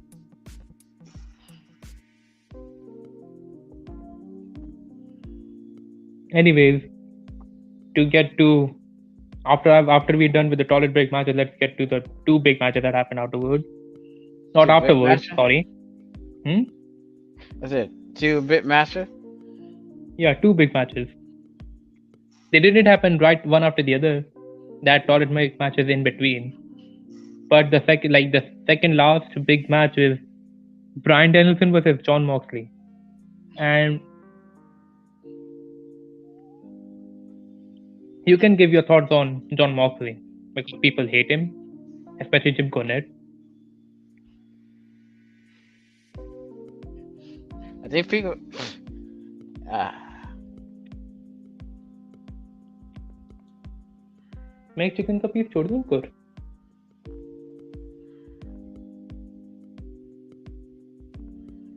Go ahead, sorry.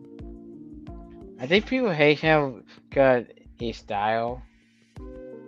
Mm-hmm. His style of wrestling. Mm-hmm. Like Jim and Joe, he looked like Palmer, but he was white then long time before when he had. Now he don't look like Palmer. He better. Yeah. He better. When he was like Yeah. in his alcoholic phase, I can see that, but not anymore. Yeah.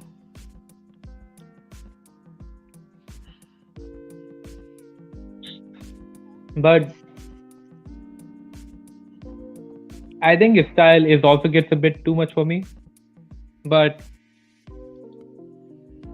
one thing that makes him stand out is that he's still a bit of an underdog.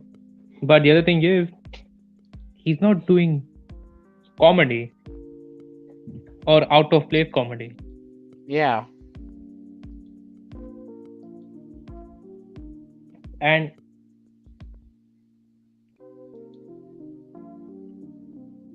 excuse me.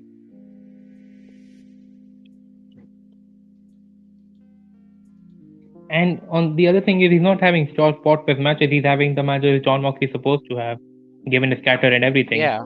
Maybe he does it too much, but not bad. And I don't understand. I think he gets way too much hate.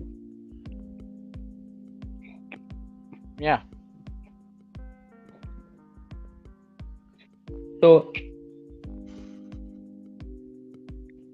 but in this match, John Moxley was not having John Moxley matches.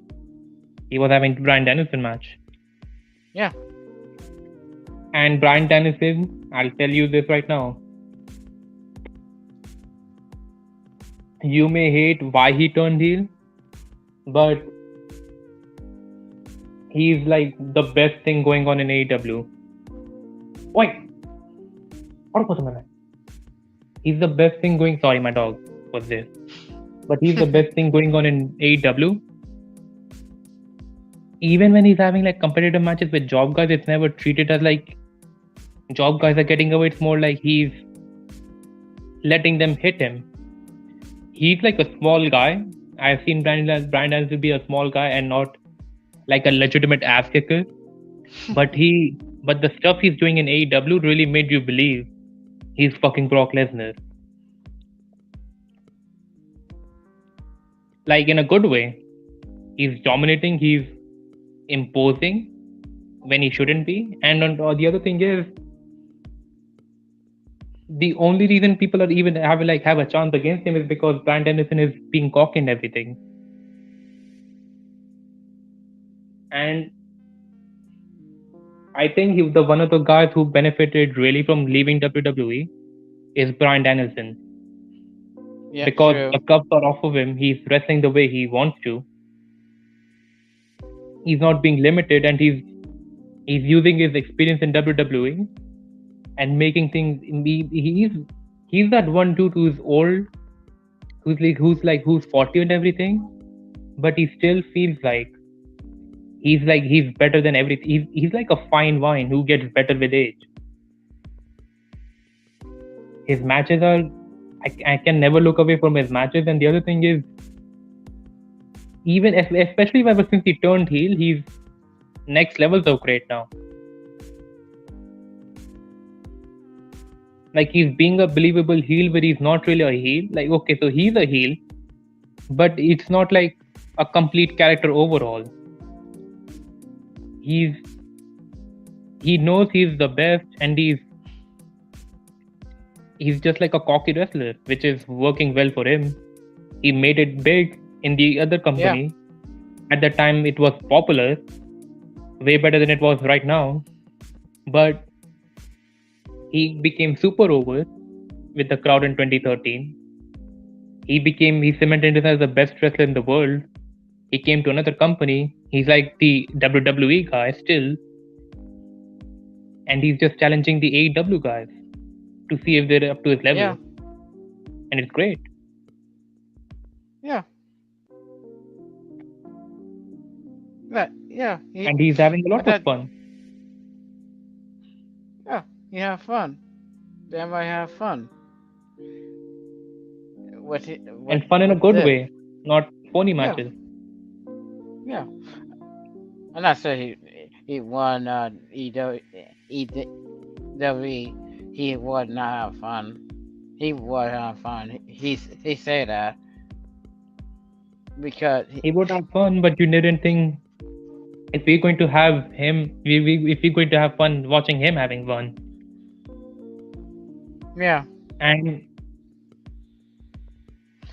he never he has like the Shawn Michaels things going for him, who keeps getting better and better when he shouldn't be. And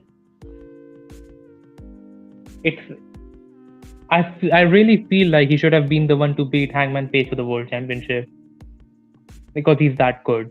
He's way better than everyone right now. I will even say he's better than CM Punk, and even CM Punk says he's better than him. Yeah, I said that. So he had like a great match out of Kenny Omega, and he had probably Jon Moxley's best match to date in AEW.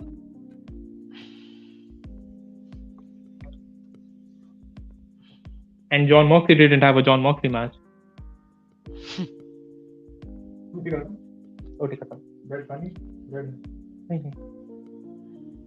रख दोगे kitchen में? Thank you. Just give me a second. You can. Just a second.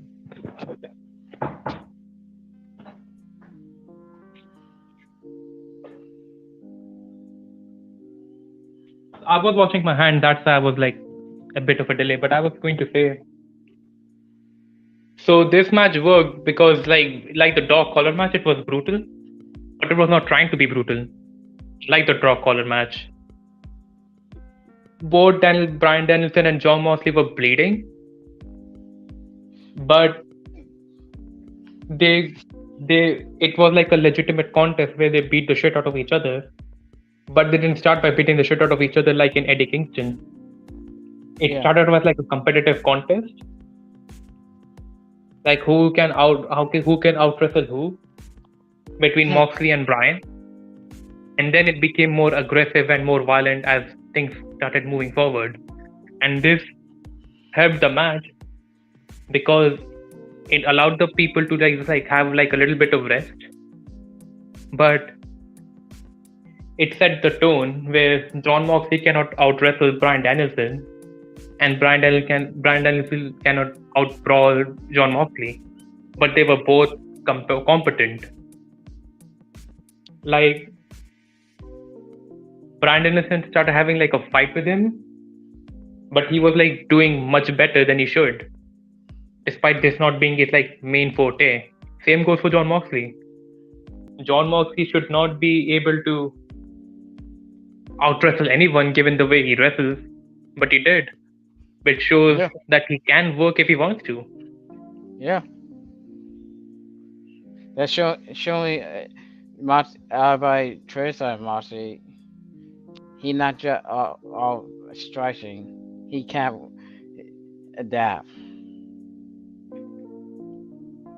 And it built things up to like bigger moves, but a lot of things made sense.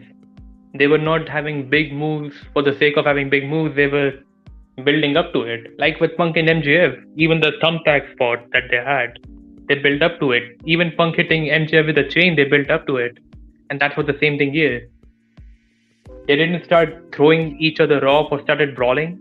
They didn't even brawl outside for the most part, because the only time they went outside is when like Bryan performed a dive, and that was like much later in the match, like in like the middle portions or like the later portions of the match. And Moxley caught him, and they started headbutting each other and punching each other. which caused both of them to bleed. John Moxley more severely. And Bryan Danielson used that thing, like John Moxley's blood, and like beat the shit out of him more to cause him to bleed Shit. even more. Shit. And Moxley was selling, but it also played a part in why Bryan's submissions cannot work on him, because the blood's making it slippery. And if you see like Bryan Danielson's body, it is covered with John Moxley's blood. And That's same goes for fine. Moxley. That good detail right there. And there are times like John Moxley was able to like outmaneuver himself from a bunch of submission moves. But it's clear that Bryan can do the same thing. John Moxley gave like a bunch of his bigger submissions, like the choke hold and the other hold that they mentioned he beat Brody Lee with. And Bryan was able to like out wrestle him. And Moxley was not able to do so. The best, and even the finish, here's the thing, they had wrestled for 20 minutes or so, but you still wanted to see them do more. And the way that it was finished was like a fluke victory, where once Bryan Danielson got a little bit cocky, showing off while putting him on on a chokehold, like the Undertaker chokehold that he does. I don't know what it's called, but Bryan was getting cocky, showing off. But John Moxley, he keeps underestimating him, and John Moxley rolled him over. His foot caught the rope, but the ref still counted the bell. So it was like a fluke victory, but it could have been broken off too. And they started brawling, and then there comes William Regal. William Regal shot me Vito in. That shot me. I heard Vito in EW. Yeah. I expected him to have a background role. That shot me. Yeah. I expected Regal to have a background role, but what happened with him is he broke off the fight between Moxley and Bryan. He slapped both of them and told them to cut that shit out and shake hands. And they ended up shaking hands. The part I'm worried about is that I don't want them to turn Bryan a babyface. He's way wonderful as a heel, and they should continue with that. But they can't have Moxley. They can't turn Moxley heel. So they can't turn John Moxley heel because John Moxley is a babyface and everyone is behind him. But they can't turn Bryan Danielson a babyface because he's doing wonders as a heel and nobody wants him. Nobody likes him enough to just give him a face turn. He's doing the work of his life right now, and just turning him babyface would just be counterproductive. And I know for a fact that they're going to team up with each other. So, while being managed by William Regal.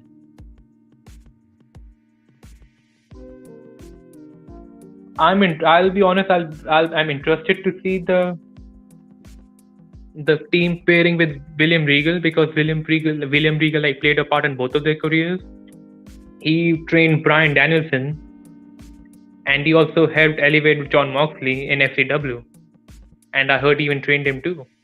So,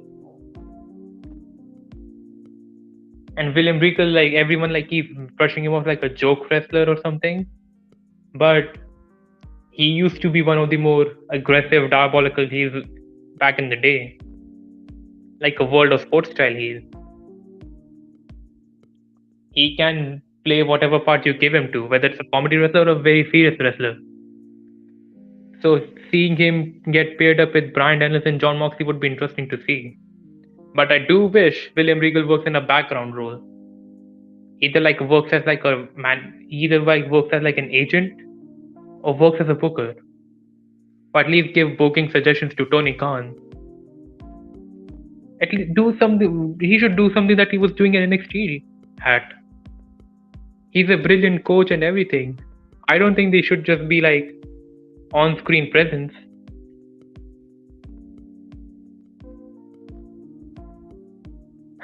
we'll be waiting for Wolf, but My bad. speak of the devil. So John Moxley and Bryan Danielson are going to work with each other. How do you feel about that? Considering one's a heel Uh, and one's a babyface, and neither of them should turn the other way. I don't like that.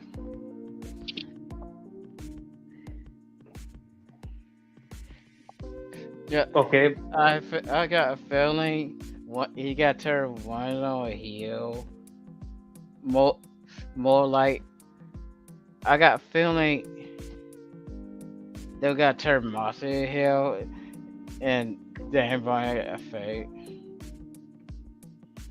and neither of them should like turn the other way. Moxley's a babyface who has like a sympathy thing going for him, and everyone's like wants to like him. Hold on. Yeah, sure.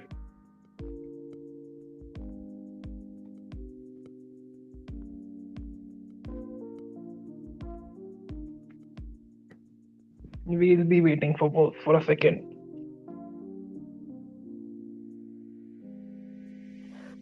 But Wolf, like once you like, if you're hearing this, and if you're not, I'll repeat it again. But yeah, how it's they're setting up the tag team like a team hell no tag team if one's a heel and the other's a babyface, but in Team Hell No, Bryan Danielson was like a heel. It's all about the memes, chat. But how are they going to make this work? On top of that, like they're going to be managed by William Regal, and I have a feeling they're going with the Cobra Kai kind of thing where they're both playing out with their aggressive antics.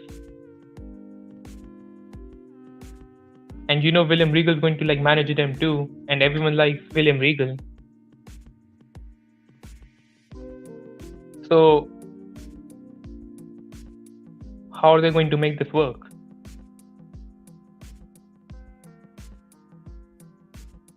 I don't personally want them to like become a team, but if they'd become a team, I wouldn't mind, because it would be interesting if nothing else. Especially if they have like William Regal as some kind of a coach, but the dude should like work in background roles, help things on the functioning areas of AEW instead of being an on-screen presence.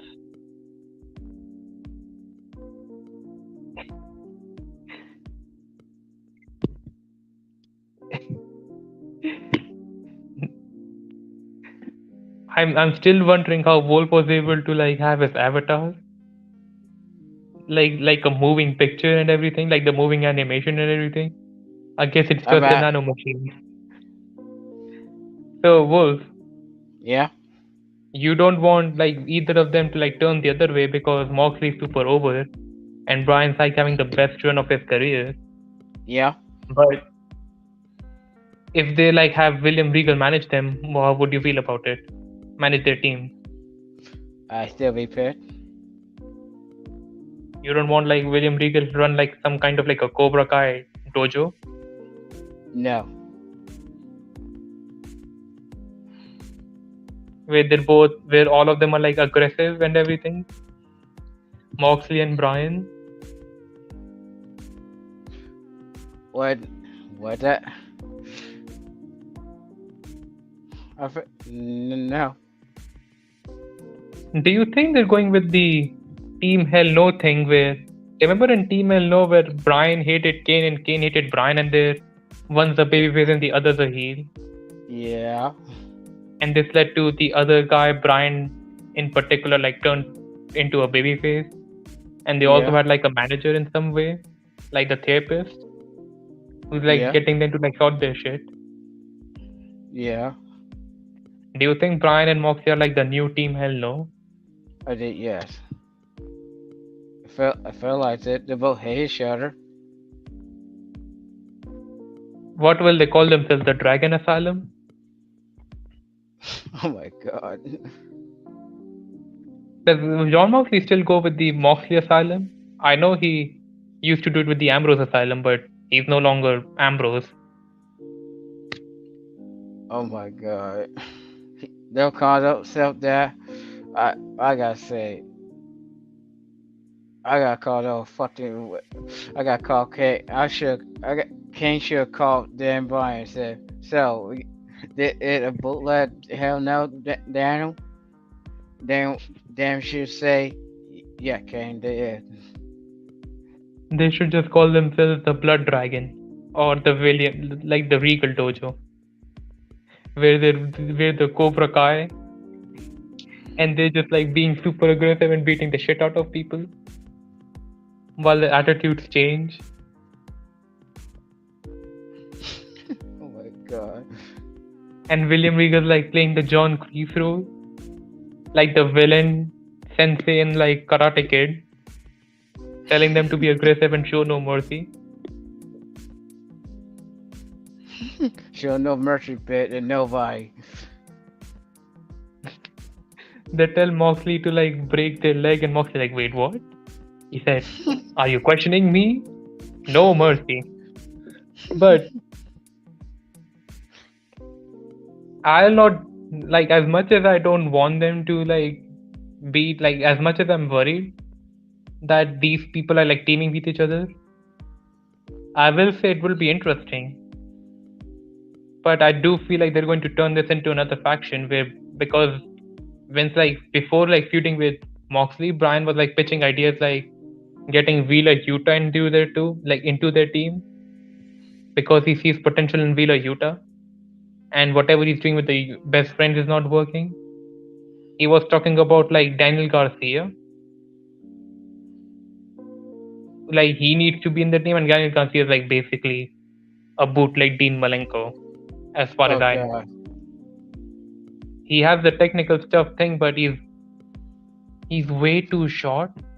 He has horrible facial expressions, So they and they got come called out every. Carino. So got called Carino. Hit your technician. Jordan fashion. You can call him Corino, yeah. And Oh, they, they were talking about like a whole bunch of people that they want in their group, and like make them better than they are, like making like she like show them the teachings of no mercy and aggressiveness and violence. But if they go with that route, I mean, people were like liking the idea. It was interesting to me, but I don't want the Malachi effect again, where they should not be working together. But the other thing is, one's having the best run of his career. Both of them are actually, yeah, and exactly. They work better by yourself. Both of them work better by yourself. It make no sense though. So together they work together because we will shut the fuck out of them. Because we both don't look we will say, wait, what the fuck? Why you shut her? Why we work together? Because you shut them. they're both better off like at singles wrestling. But the other thing is, um, it's like going to lead to one of them like becoming heels or one of them a babyface, because you can't do that. And I don't want them to. We'll see. I am intrigued, but I'm also worried. But anyways, the last match is Adam Cole versus Adam Page for the AEW World Championship. Now their entire setting is broken. But let's talk about the competitors, right? Yeah. Adam Page is that dude who should have won the World Championship at Full Gear, because the entire story set him up as like someone who should be the one to dethrone Kenny Omega. But then after he wins the World Championship, it just he had like a couple of good programs with Bryan Danielson, and some of his best matches. After that, his booking was shit. His Yeah, booking was shit. Yeah, I heard. Yeah, I saw Sony apologizing. And go ahead. Yeah, and one legend talked about it. one legend said, "Did not how you put your champion." It it was an old legend. He whooped out the his booking shit. I can't remember what he said. It said you very saying you set it up, set him up, somebody else take his title. Yeah, because like I think there are like various problems with that. Not the argument itself, but the problem with Hangman. Because Brian Daniels is the only believable guy who carried him to like a proper world championship feud and had proper world championship matches with him. But it becomes a but after Brian Danielson, they set the standard so high, no one was able to meet that standard.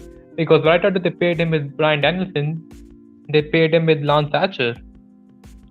And Lance Archer was cool in 2019, but he's just like a Braun Strowman now, Yeah, and not like a super over hot, red hot Braun Strowman, but a cooler, less interesting, way out of his lost his touch Braun. Maybe not lost his touch, but like a cool iron Braun Strowman.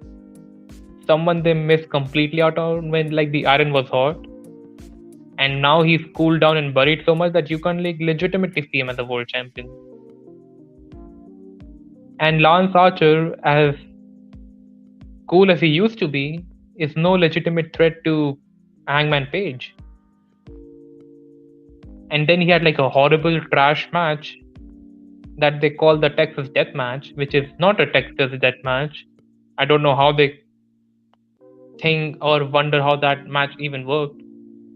But the entire match was broken from the concept, and it was bad. It was like it's like yet another AEW no disqualification match.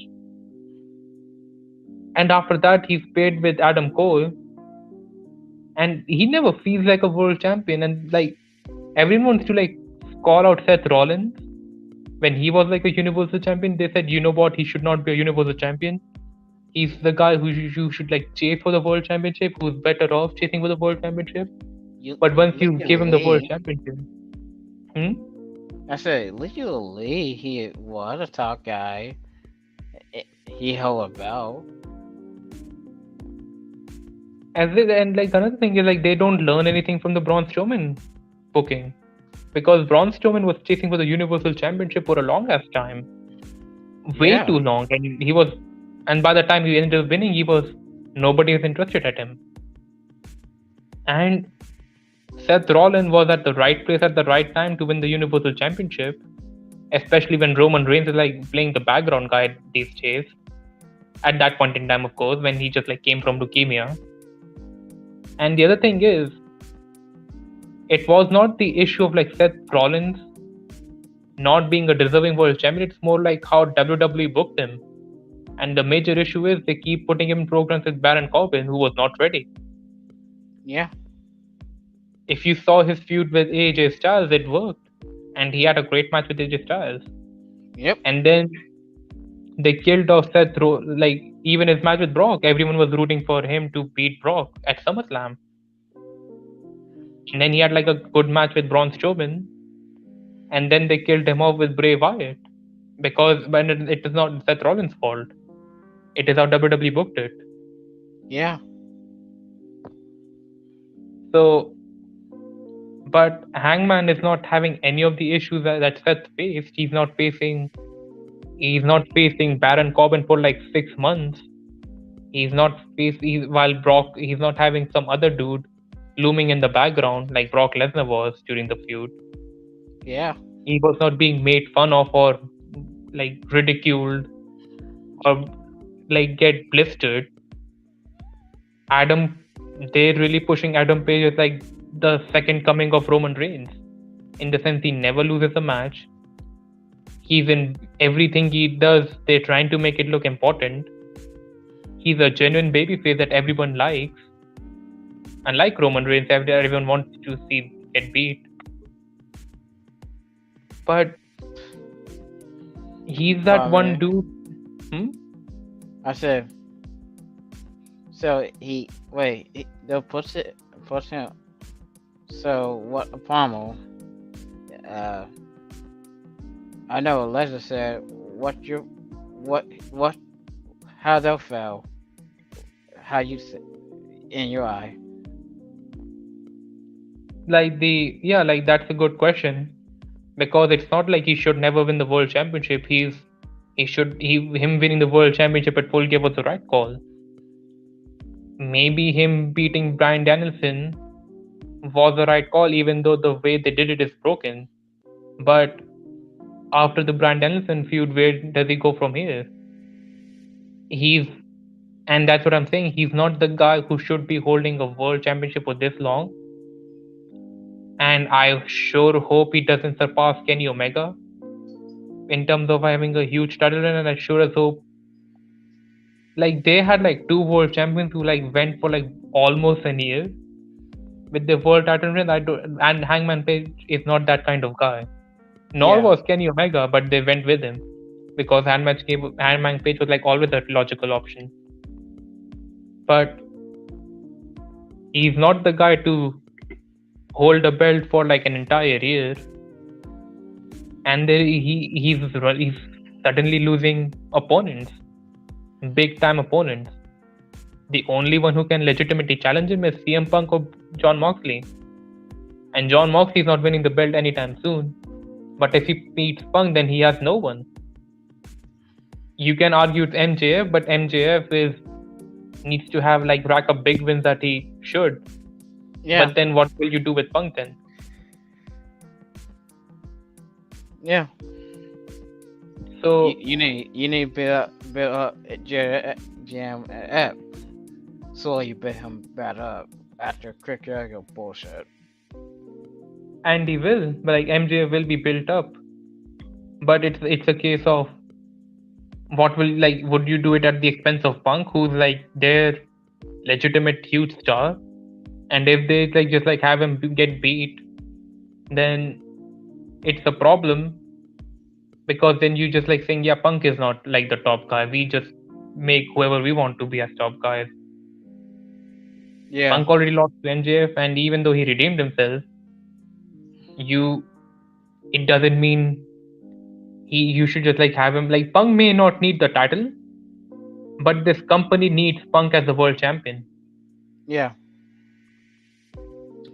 And Hangman Page is as good as he is, as much as liked as he is, and we'll get to how much he's liked at Revolution. As liked as he is not the guy who should be holding a world championship for way too long.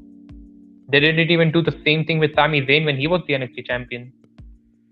They had him go through this long journey of finally being at the top guy as the NXT champion, and then in the next pay-per-view he lost it. I think it was his second defense. We lost to says Kevin Owens. no, he went title he went title 2 Summers and McCarroll tapped him that night. Yeah. Samson was injured. One injured. No. But I was like saying, so like what I was like mentioning is they had like a huge ass journey for Sami Zayn to win the NXT championship, and he did by beating Adrian Neville. And then, of course, you mentioned like the injury thing, but then he came back and faced Adrian Neville again for the champ rematch. He beat Adrian Neville, but Owens kept attacking him until he agreed to a match with Kevin Owens for the NXT championship, and Owens won. And nobody expected Owens to win, but he did. And it didn't hurt Sami Zayn in the slightest, because he's never the guy to be the top champion for long. And Adam Page is in the same situation where they're trying to build him up as this huge star who's going to carry this company for years. But Adam Page, as over as he is not the guy to hold a championship for a long time. He especially should not be the one breaking Omega's reign or Moxley's reign, whoever you want to choose.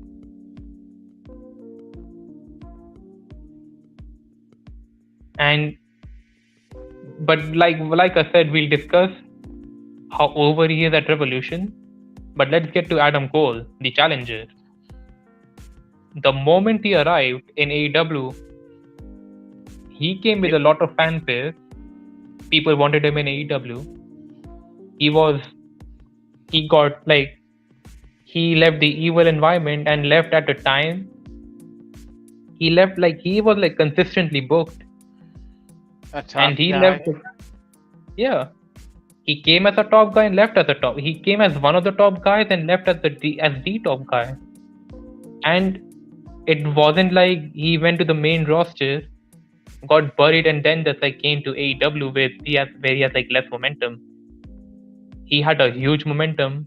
He lost to Kyle O'Reilly. He didn't hold the NXT Championship for a long time, but he was still booked like a C legitimate top star. He lost to Kyle O'Reilly, and if you if you just like ignore what they did with Kyle O'Reilly afterwards, Adam Cole really cemented Kyle O'Reilly as a huge star, Yeah. and then he left NXT at the height of his career, came to AEW, and immediately he was like outdid by Bryan Danielson. He got beat up on his first night. And He got had paid like a over Cassie. yeah, we'll get to that, but then like he was like paid with the Young Bucks and Kenny Omega with it comedy bullshit, and had bad matches after bad matches. His first pay-per-view match he lost that to the Jurassic Express. Then he got into a feud with Orange Cassidy, which felt like something going for a year. He beat Orange Cassidy like twice. One time like in a singles match, and the other time in like a like in a mixed tag match, and he still was like, you know what, I still need to beat you, Orange Cassidy. Let's do a fucking lights out match, which is not an official match, but it's like one of these horrible no disqualification match, and add in all the comedy aspects of it. And there you go. It's one of the worst matches of 2021. Sorry, 2022. My bad. It was one of the worst matches in 2022 that really buried Adam Cole as a top star, or hindered his momentum at least. But then he kept saying, it's not an official match, I'm still undefeated. And then immediately he decided to put himself in a match against Hangman Page for the World Championship. So it's like they beat this guy down, they had him get beat in a no disqualification match. Whether it counts or not doesn't matter. You literally saw this guy get beat. If he by lose, by a commentator. yeah, if he loses to a joke mascot, how is he going to fare against the world champion, Yeah. who has had like who is like on a winning streak these days? Yeah. Which is such a stupid way to book a challenger for the world championship. The logical conclusion is he beats Orange Cassidy again, and then gets put in a world championship spot where it's one undefeated guy versus the one undefeated world champion. And then you can like see Adam Cole win or not, but you know he's not going to win because they're not going to take the belt off of Hangman Page for some reason. Yeah. Adam Cole finally got a bit serious after the Orange Cassidy loss, but it's like you should have like built him, have him win a pay-per-view match, and then maybe like put him in a world championship spot. But you can't see this guy winning, but you still thought there's no way they're going to have him lose to Orange Cassidy, and then try to brush it off and then say like have him lose to Hangman Page, because then because that is like little burying or hindering someone's potential. Yeah. And it doesn't help the fact that this entire pay-per-view took place in Orlando, Florida, and everyone in Orlando, Florida loved Adam Cole. I don't know if it's his hometown over there. I think he's like in Pittsburgh. I did that But hometown. but I Or know that he's an NXT guy, and NXT used to be a place for Orlando, Florida. So huh? Orlando, Florida, whether it was his hometown or not, they still want to see that guy win because he was still an NXT guy, and NXT used to be a part of Orlando, Florida. And they remember Adam Cole from there. So Yeah. the entire match, everyone was rooting for Adam Cole. I mean, they keep saying "Let's go, Adam" and everything, but they like Adam Cole is like still the heavy favorite. They still were rooting for him. A Hangman Page was battle like, Adams. A "Yup, battle Adam battle, Adams. Adam Wars." But I'll get I'll get to the match before I discuss the finish because there's a whole lot of problems with the finish that I've already discussed. But this is probably Adam's best showing. Adam really wrestled and gave it his all. This is like you can call this Adam Cole's return to form, where he reminded people why he's one of the best wrestlers in the world and why he should have been the one to be the world champion. He really gave it his all. He put this guy to the limit, but he knows how to. He One thing great about Adam Cole is that he has like the CM Punk thing going for him. He's not the most agile guy and not the best technical wrestler, but he has the best in-ring psychology. He knows how to wrestle. And like I'm hearing like complaints of Adam Cole losing body mass, and yeah, it's a bit ridiculous, but at the same time, the loss of body mass really complements Adam Cole's wrestling skills because he's the guy who wrestles smart instead of wrestles hard. He does shit what Adam Cole needs to do, and he Yeah. did it here. That's why I like Alco. He's smart. And he can carry a match. He really carried Adam Page here. But and Adam, it's not to say Adam Page is like a slouch either. He's a great wrestler too. It's just that you can't see him. He's like a Sami Zayn kind of guy. You should like take the belt off him, but he doesn't. But like everyone was like not against Adam Page, and Adam Page was wrestling like a heel here. He was super aggressive, and he was in control like Roman Reigns was in a title match with Seth Rollins in 2016.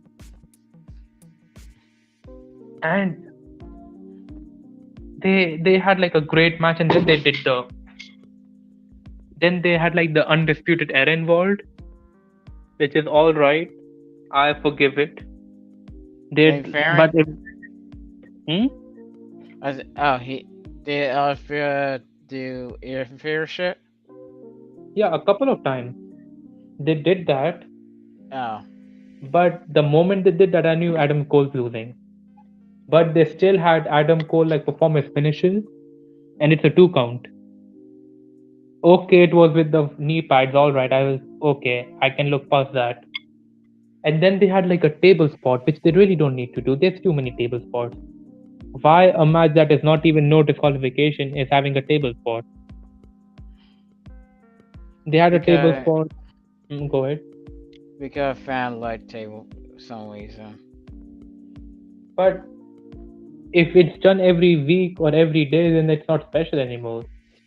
They had like one stupid, ridiculous situation where they had 2 table spots happening in 2 nights a week. It renders table spots useless. But they keep doing this, which is stupid. But they had one stable spot and they're both injured, they're both selling it. And then Dark Order members came up. I thought it was Young Bucks who tried to check up on Adam Cole, but it was the Dark Order members. Adam Cole literally showed one of his friends aside, told him to beat it, get out of here, and then the Dark Order members started having a fight with Undisputed Era.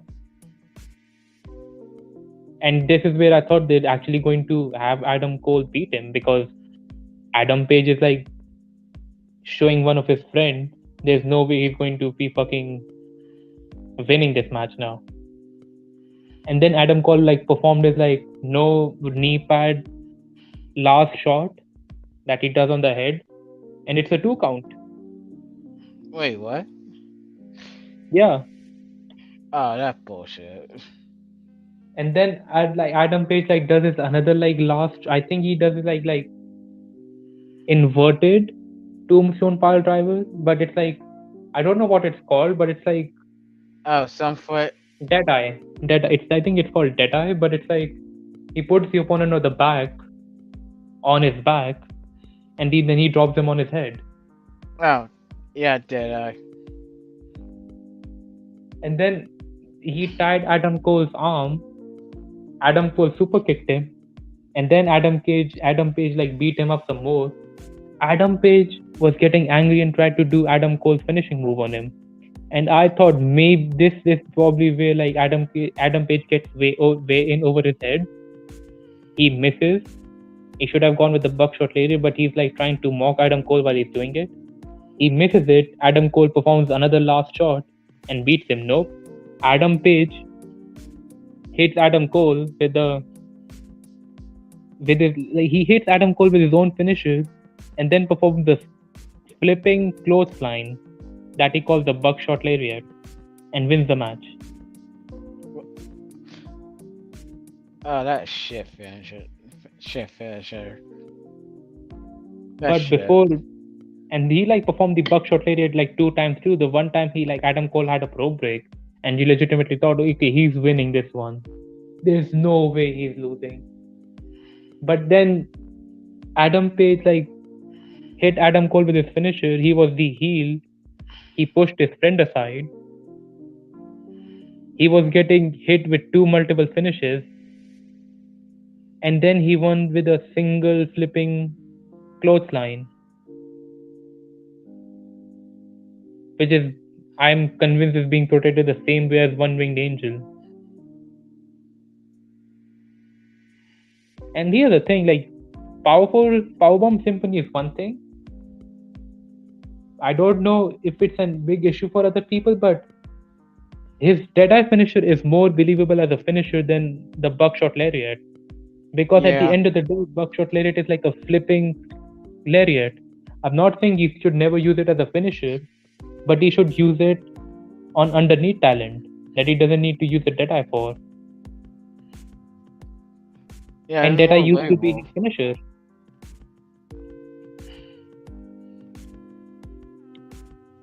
It's like AJ Styles going from Style Clash to Phenomenal Forearm as his big finish, when it was the vice versa. And at least in Phenomenal Forearm, he connects it beautifully, and it's like a whole highlight reel. Yeah. Adam Cole just like literally flips and like performs the clothesline, and that's the finish. And it's protected as like Judas effect, the spinning elbow that even Andrade does, or One Winged Angel. And out of every finish, like out of every protected finish, One Winged Angel is the only protected finisher that I actually buy as something that should be protected. Can Mara finisher? Yeah. But like he drops them on their head. He drops them on his head. It looks visually appealing. You can see it as a finisher, but a spinning, it's way better than a spinning elbow or a flipping clothesline. Okay. Me, I like clothesline because the way major. But Okada looks like it can knock you out because he spins you and then he hits you as hard as he can. Even fucking JBL's finisher, just like a running clothesline. It looks like a legitimate finish. Yeah. And I like this guy doesn't get talked about a lot, and for good reasons. But even David Starr, he runs like from 2 rows to create momentum and then hits you as hard as he can with his lariat. Okay, even Walter. And way better, but Bullhammer. Even Walter. His chops hurts like hell, so what obviously his lariat will definitely hurt. Yeah, But Adam Page, unless it's Brian Danielson selling for him, he's not working for me. This I got, I I see your point.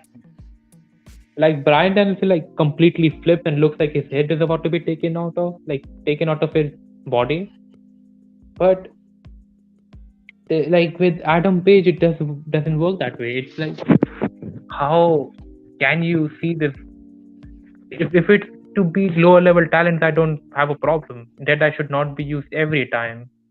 But to just be, but to be like seen as like a finish on the level of one winged angel, I think that's a bit of a stretch. Especially if it doesn't even look as devastating as his Jedi one. I see your point. I thought some of you quote line for a finisher. There ain't no throw. I'll pay you a woe for a mento. Make take a boy out the lunge. Think But about it. I'll pay it little. It not gonna hurt that much. He go a whoa. Yeah, yeah, but the finish is not even like that. Like it doesn't even like create that much distance between them. And Adam Page like flips, and it's not creating momentum. It's like halting the momentum. He has to land and then just runs and then just like clotheslines the guy. yeah, And even Adam Cole's had like momentum in it, and he's like exposing his knee, and knees hurt, and especially when it's getting hit in the back of the head, it can knock you out. yeah, And that's like what I'm saying is like he beats Adam Cole, which is of no surprise to anyone. Like I said, how can he be expected to beat the world champion? And then like how can you expect him to beat the world champion when he loses to a mascot? And then yeah, on top of that, yeah. Fuck the master. He named it fucking out Cassie, and he finished her it a fucking Superman punch. shitty. Yeah,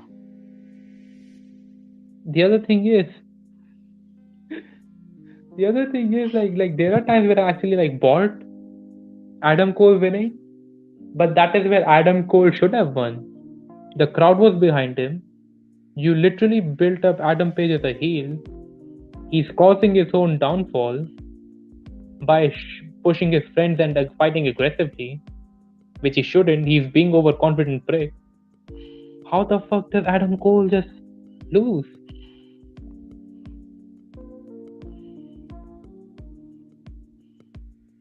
yeah. But I tell you how you live. Doing shitty butching. A butcher you want not only side win. and then Adam Cole just like shaked his hand and like, oh my god, how would you like What the disrespect fuck? him? He I shook thought his you hand. heal. Adam Cole was lying down. Adam Cole just like grabbed his arm, shook it, and just like left. And it's like great performance for Adam Cole. It's like, yeah, but don't fucking hit him with his own finisher, then hit your own finisher and then beat him. That's like a disrespectful way to take out someone. Yeah, that literally said, fuck you. Fuck you. I bury you. I do the finisher bury you. I was the only one who felt like if you're going to have him lose to Orange Cassidy and then suddenly have him challenge for the world championship, then the logical option would be Adam Cole scores the upset, wins at a place where he's heavily cheered at, has the champion go way in over his head and be super aggressive, turn that around to win the world championship. But no, it's just Tony Khan has to build Adam Page as the world champion. And he doesn't feel like a world champion. Yeah. Britt Baker feels like a world champion. CM Punk and Bryan Danielson don't have the world championship, but they feel like world champions. Yeah, that's sad right there. The two people are champ and people, alright, they'll had a belt. MJF beating Punk 2 times in Chicago felt way more important than MJF winning the World Championship, and that is weird. And like, Yeah. but, but basically, that's the pay-per-view. Adam Page beats Adam Cole, shakes his hand, leaves. Don't know what's going on with the Dark Order now because now Adam Page wants nothing to do with them. Apparently, what's going to be the story between the Super Elite, where it's Adam Cole and the Red Dragon and the Young Bucks and Jay White and whoever they're bringing to the group? What are they going to do from now? Hopefully, they don't get inserted into another best friend feud. Hopefully, hopefully, Al, Alco said, "Fuck it, I gotta go solo. Fuck it, I gotta get away. Fuck it, young buck." No, just like throw the Young Bucks away. Just kick them out. Why like they're the ones like Red Dragon are not even doing anything. Red Dragon are doing what they're supposed to be doing, and that is acting like heels, super serious heels. It's the Young Bucks that are creating this a fucking high school drama because everything has to be a high school drama for Young Bucks. Yeah. Yeah, young. Alco said, "No what, guy, we got kick young buck out. Anyone got a problem with that?" Off air, Aaron Yeah. said, "Nope, nope." And unlike the Red Dragon, Young Bucks are not even like helping them out. They were interfering a lot in Kenny Omega matches, but fuck Adam Cole. Yeah. Super, like this is like good match. Like it was a great match, and but it was filled with shitty booking. Like a proper way to like end like from a match quality standpoint, it was like a right main event match, but it was no match of the night. It was outdid by CM Punk versus MJF and then Bryan Danielson versus Joe Moxley, which is the match of the night, and it is filled with shitty booking, and it's like completely backwards. It's like they didn't go with the logical choice; they went with the counterproductive choice. And where it leads Adam Cole, we don't know. Adam Page he either has to be put with CM Punk, and Punk needs to be the one to win the belt from him, and just like save us all before we start to hate Adam Page. Like Woman Wayne. But like Roman Reigns can at least carry himself. Like Roman Reigns, it felt like I've said this before when he first won the World Championship, and he had like this, like around the Royal Rumble of like 2021, I believe. Roman Reigns felt like a legitimate world champion who should carry this belt for 2 years. And maybe he should lose the belt at this WrestleMania, but I don't want him to lose to Brock. I want him to lose to a proper full-timer. I wish Drew McIntyre was the one who challenged him. But you don't want to leave your champion a top guy. That a problem. Yeah, and like I guess it's getting too long where you can't believe anyone else, because like anyone from Raw or anyone from SmackDown like are involved in this big feud, and like I don't want Brock to win simply for the sake of Brock doesn't need the win, and I'm really starting to hate Brock once again. I think Roman Reigns. They feel kind of entertaining me. What? You tell Brock had fun. He had fun. We see his championship on Raw. He not be the same. You not gotta say a championship. We've been seeing championship. I don't want the Brock versus Roman match to be like a double championship match. But the other thing is, I don't want Brock to win to even like be at WrestleMania. But like, okay, if they want to do it, all right. But it's like a case of either Roman Reigns wins 2 championships and he shouldn't lose any of the belts until another WrestleMania, because WrestleMania is like the perfect stage to end his historic run. But the other thing is, Brock should not be the one to do it. I mean, Brock's entertaining on the mic, and he's much better than I gave him credit for. But they always fall back on Brock when they don't have to. With Adam Page, it's different because he's booked strong, and he's not getting like another world champion, and they're not shoving him down your throats or anything. But you just don't see him as a world champion. It's like giving an NXT championship to Sami Zayn and like having him hold that belt for like an entire year. When Owens winning should be like the logical choice.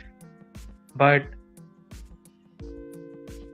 whatever, I guess. But like, great match, shitty booking, but that's AEW. They have once again like with Full Gear, they have better matches than they have bad matches. Yeah. Which is an improvement from Revolution of last year, where every match was bad. But it's still there. Shitty booking is still there. And even that like a bit minimized. It's like not every booking has like a shitty booking. But it's like they have good booking and then they have bad booking. It like WWE. Yeah. Except their bad booking doesn't turn you off, but yeah. Yeah. I mean AEW is like their bad booking doesn't turn me off, like with WWE, but it's still like one felt like an amateur shit and the other one like it's doing purposely to piss you off and drive you away. And it's like, stop with this amateurish booking, which brings me to another issue that I wanted to discuss, because it was the same thing that happened with Keith Lee. It's the same thing happening with Ruby Soho, and the same thing happening with fucking Jay Lethal, and it's like same like my main point of contention with AEW is you have these top stars that are coming one after the other, and logically it's like you have CM Punk and you have Bryan Danielson, and you're building them up as the credible stars. Bryan Danielson may not have won the world championship, but he really made the world champion strong. And you can even argue it was too soon. Okay, I can forgive that. He loses to Jon Moxley, but Jon Moxley had a fluke victory, and there's like a rematch down the line later on. But the other thing is, you're going to see them team up together. Okay, Punk loses to MJF twice in a TV match, but it was like in a screwy finish both times, and he eventually got his win back.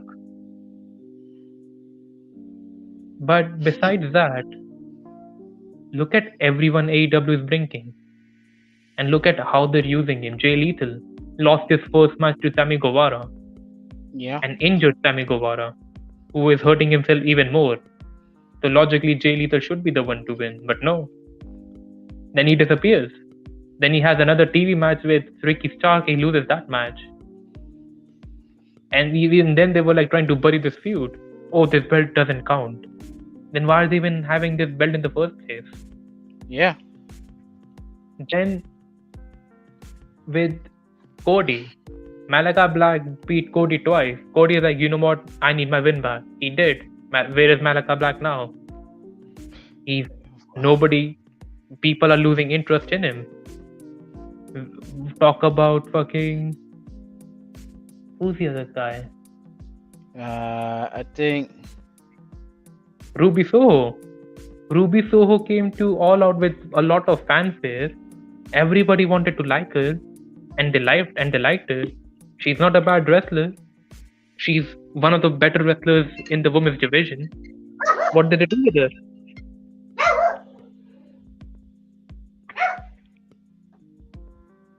what did they do with it? They basically have her lose to Britt Baker, then build her up as like in the finals of the TBS Women's Championship, and then they have her beat by Jade Gargill, the inexperienced rookie who sucks, Yeah. who doesn't, who may improve later, like with Rusev, but different is Rusev was already a like trained wrestler. But it's like you can see Jade Gargill improve, but she's not ready for that spot, and she's the one with the TBS championship. For some stupid inane booking of having her be like the next Goldberg. Yeah. And now Ruby So got buried until she's no longer seen in television. Talk about who else? Keith Lee. Keith Lee is just like one of their newest addition, one of the like guys they're treating as a top star. He gets blistered by Ricky Starks, and in his first pay-per-view match, he's not even the one who wins. It's at the expense of Wardlow. Wardlow, who is super over, but he would do much better if it's Keith Lee, because Keith Lee should be the one to win and like cement his momentum. Hopefully, even beat Sammy Guevara.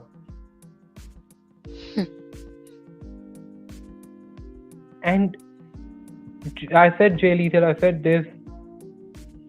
Andrade is another dude. Andrade is not only is he booked horribly, but he loses to Cody, then he loses to Sammy Guevara, then he loses to Darby Allin.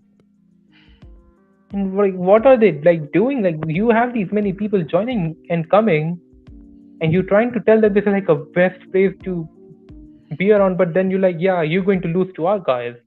Look at fucking Adam Cole. He was from start to finish, he booked horribly. He was playing second fiddle to Kenny Omega. He got one out by Bryan Danielson in terms of big debuts. People keep like he was like doing comedy shtick with Young Bucks and Kenny Omega. Then he started coming onto his own as like the leader and like pulling in all the secrets, like adding these new members without Young Bucks knowledge. But it's like they're doing the high school bullshit with them, and he's the one who loses first to the mascot, then to the world champion. Yeah. And someone like said Bryan Danielson and Adam Cole joining is like Hall and Nash joining like WCW, but Hall and Nash didn't lose. Like Hall didn't get one out by Kevin Nash. Hall didn't get like booked like a joke wrestler. Yeah. And he didn't lose. Yeah. They both got equally spotlight. If first it was Hall who came, he cut a promo talking about the outsiders. After some time, it was Kevin Nash who joined. Then they built up to their match with Sting, Randy Savage, and Lex Luger, and it was the main event, and that was considered big because this is the first time we've seen these people wrestle in WCW after talking so much shit. And then Hulk Hogan turned heel, and Hulk Hogan turning heel at that point in time was like John Cena turning heel. It's big, or Roman Reigns turning heel. It was a huge deal because that is what people wanted. And they became cool heels. They were the invaders. They were the outsiders. They both won their respective championships. And they both were booked consistently well until they lost the match. But even then, they were still booked strongly. Nash in particular. You didn't just like have them come for the first time, get like, you didn't have Hall come for the first time, get one up by Nash, then have him lose to fucking you didn't have him lose to fucking Shockmaster and then have him challenge for the world championship and then lose that match. Yeah. You can't. That's like the major problem. AEW keeps bringing new wrestlers, and I'm glad that you're trying to build your homegrown talent up and giving more emphasis to them instead of like being like TNA. But at the same time, If you, the whole purpose of bringing new talent is like make them believe that they're top stars and they're a huge team. And you have plans, you use them. You don't have plans, you don't use them. They'll put them in your company. Yeah, like don't have them like appear in competitive matches through and through, then lose their first pay per view, and then be like, you know what? And like way down the line when everyone just like gave up on them, then you're like, yeah, let's book them up properly now. Look at Rusev. He was booked horribly, then he got booked well, and then he just disappeared when people started liking him. Even Eddie Kingston lost his first TNT championship, lost his first match, then lost his first pay per view match, then got inserted into the World Championship match, which he lost to before, then got inserted into the I Quit match, which he lost again.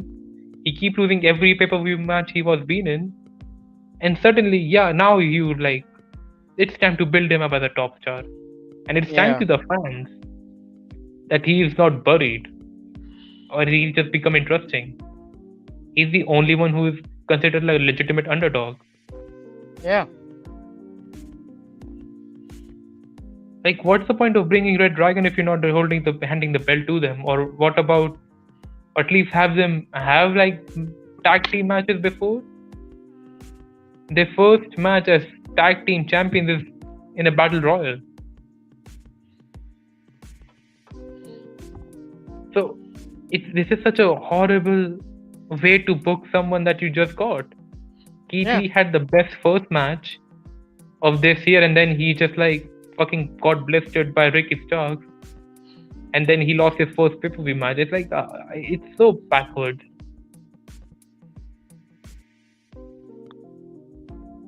We can't believe in these people being legitimate stars and being big Or you when you can't. leave, or you leave though our jobber, they'll keep losing. Yeah, like you can't like if you're not striking while the iron is hot, you can't expect us to like iron when it's already cooled down. That's counterproductive as hell. You would think they would have got that by now with how they booked CM Punk and Bryan Danielson, but I guess they're the exception.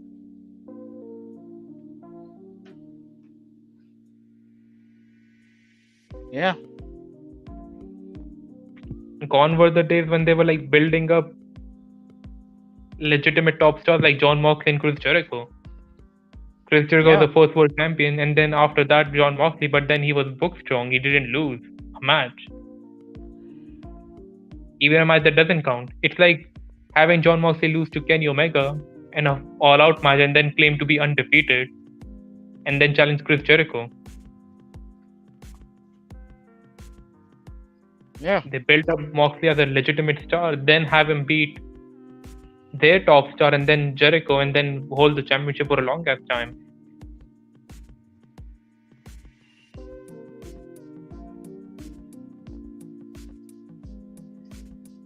But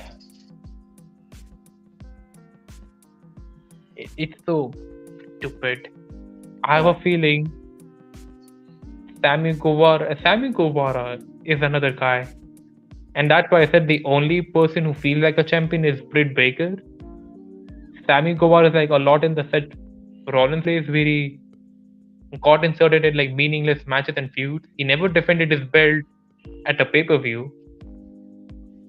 He lost to Cody, then he got the championship back, and then he was like, even he should have won. And now he's like a background guy again. He doesn't feel he should have lost a bunch of time, but it's not. They keep insisting on booking him like a Superman. He beats Jay Lethal when he's injured. Then he beats Scorpio Sky a bunch of times. Then he beats Tony Nese. Then he beats Darby Allin, who is popular and having a huge wave of momentum. Then he beats Andrade. And whatever happened to these people afterwards, we don't know. There you go. Hmm? There you go. There you go. it's all right. Like I was like ending the stream anyway, but like yeah, that's AEW Revolution, a good pay-per-view with a lot of bad booking, and wish they stopped with the getting new talent in and then just like still be like have your guys beat them. But that's my only criticism. A bunch of great matches. Even the main event match was great with bad booking. But still, even the Jericho match was great. Young Bucks are like beyond saving at this point. And the women's championship matches feel like toilet break matches. So great matches, bad booking. Overall good show, but filled with bad booking. Better than Saudi Arabia show at least, but that's just me. That is my opinion. What is your opinion? Even though you haven't not watched it. You shit. You fit your button. I need to say I need to go. Yeah, I mean I understand. Like you can go, but I was saying you can understand why you would think you can only judge it from a booking standpoint because you haven't watched the show. Yeah. So you can only judge it from bad booking or good booking. But yeah, like thank you for joining me, Wolf. See ya. If you like this stream, leave a like and subscribe for more awesome content. This is And Master Creator and Fender the Wolf. see ya. Yeah. See you. And I'll stream when I want to stream, I guess. Maybe I won't stream for a month. Thank you for joining me. Bye.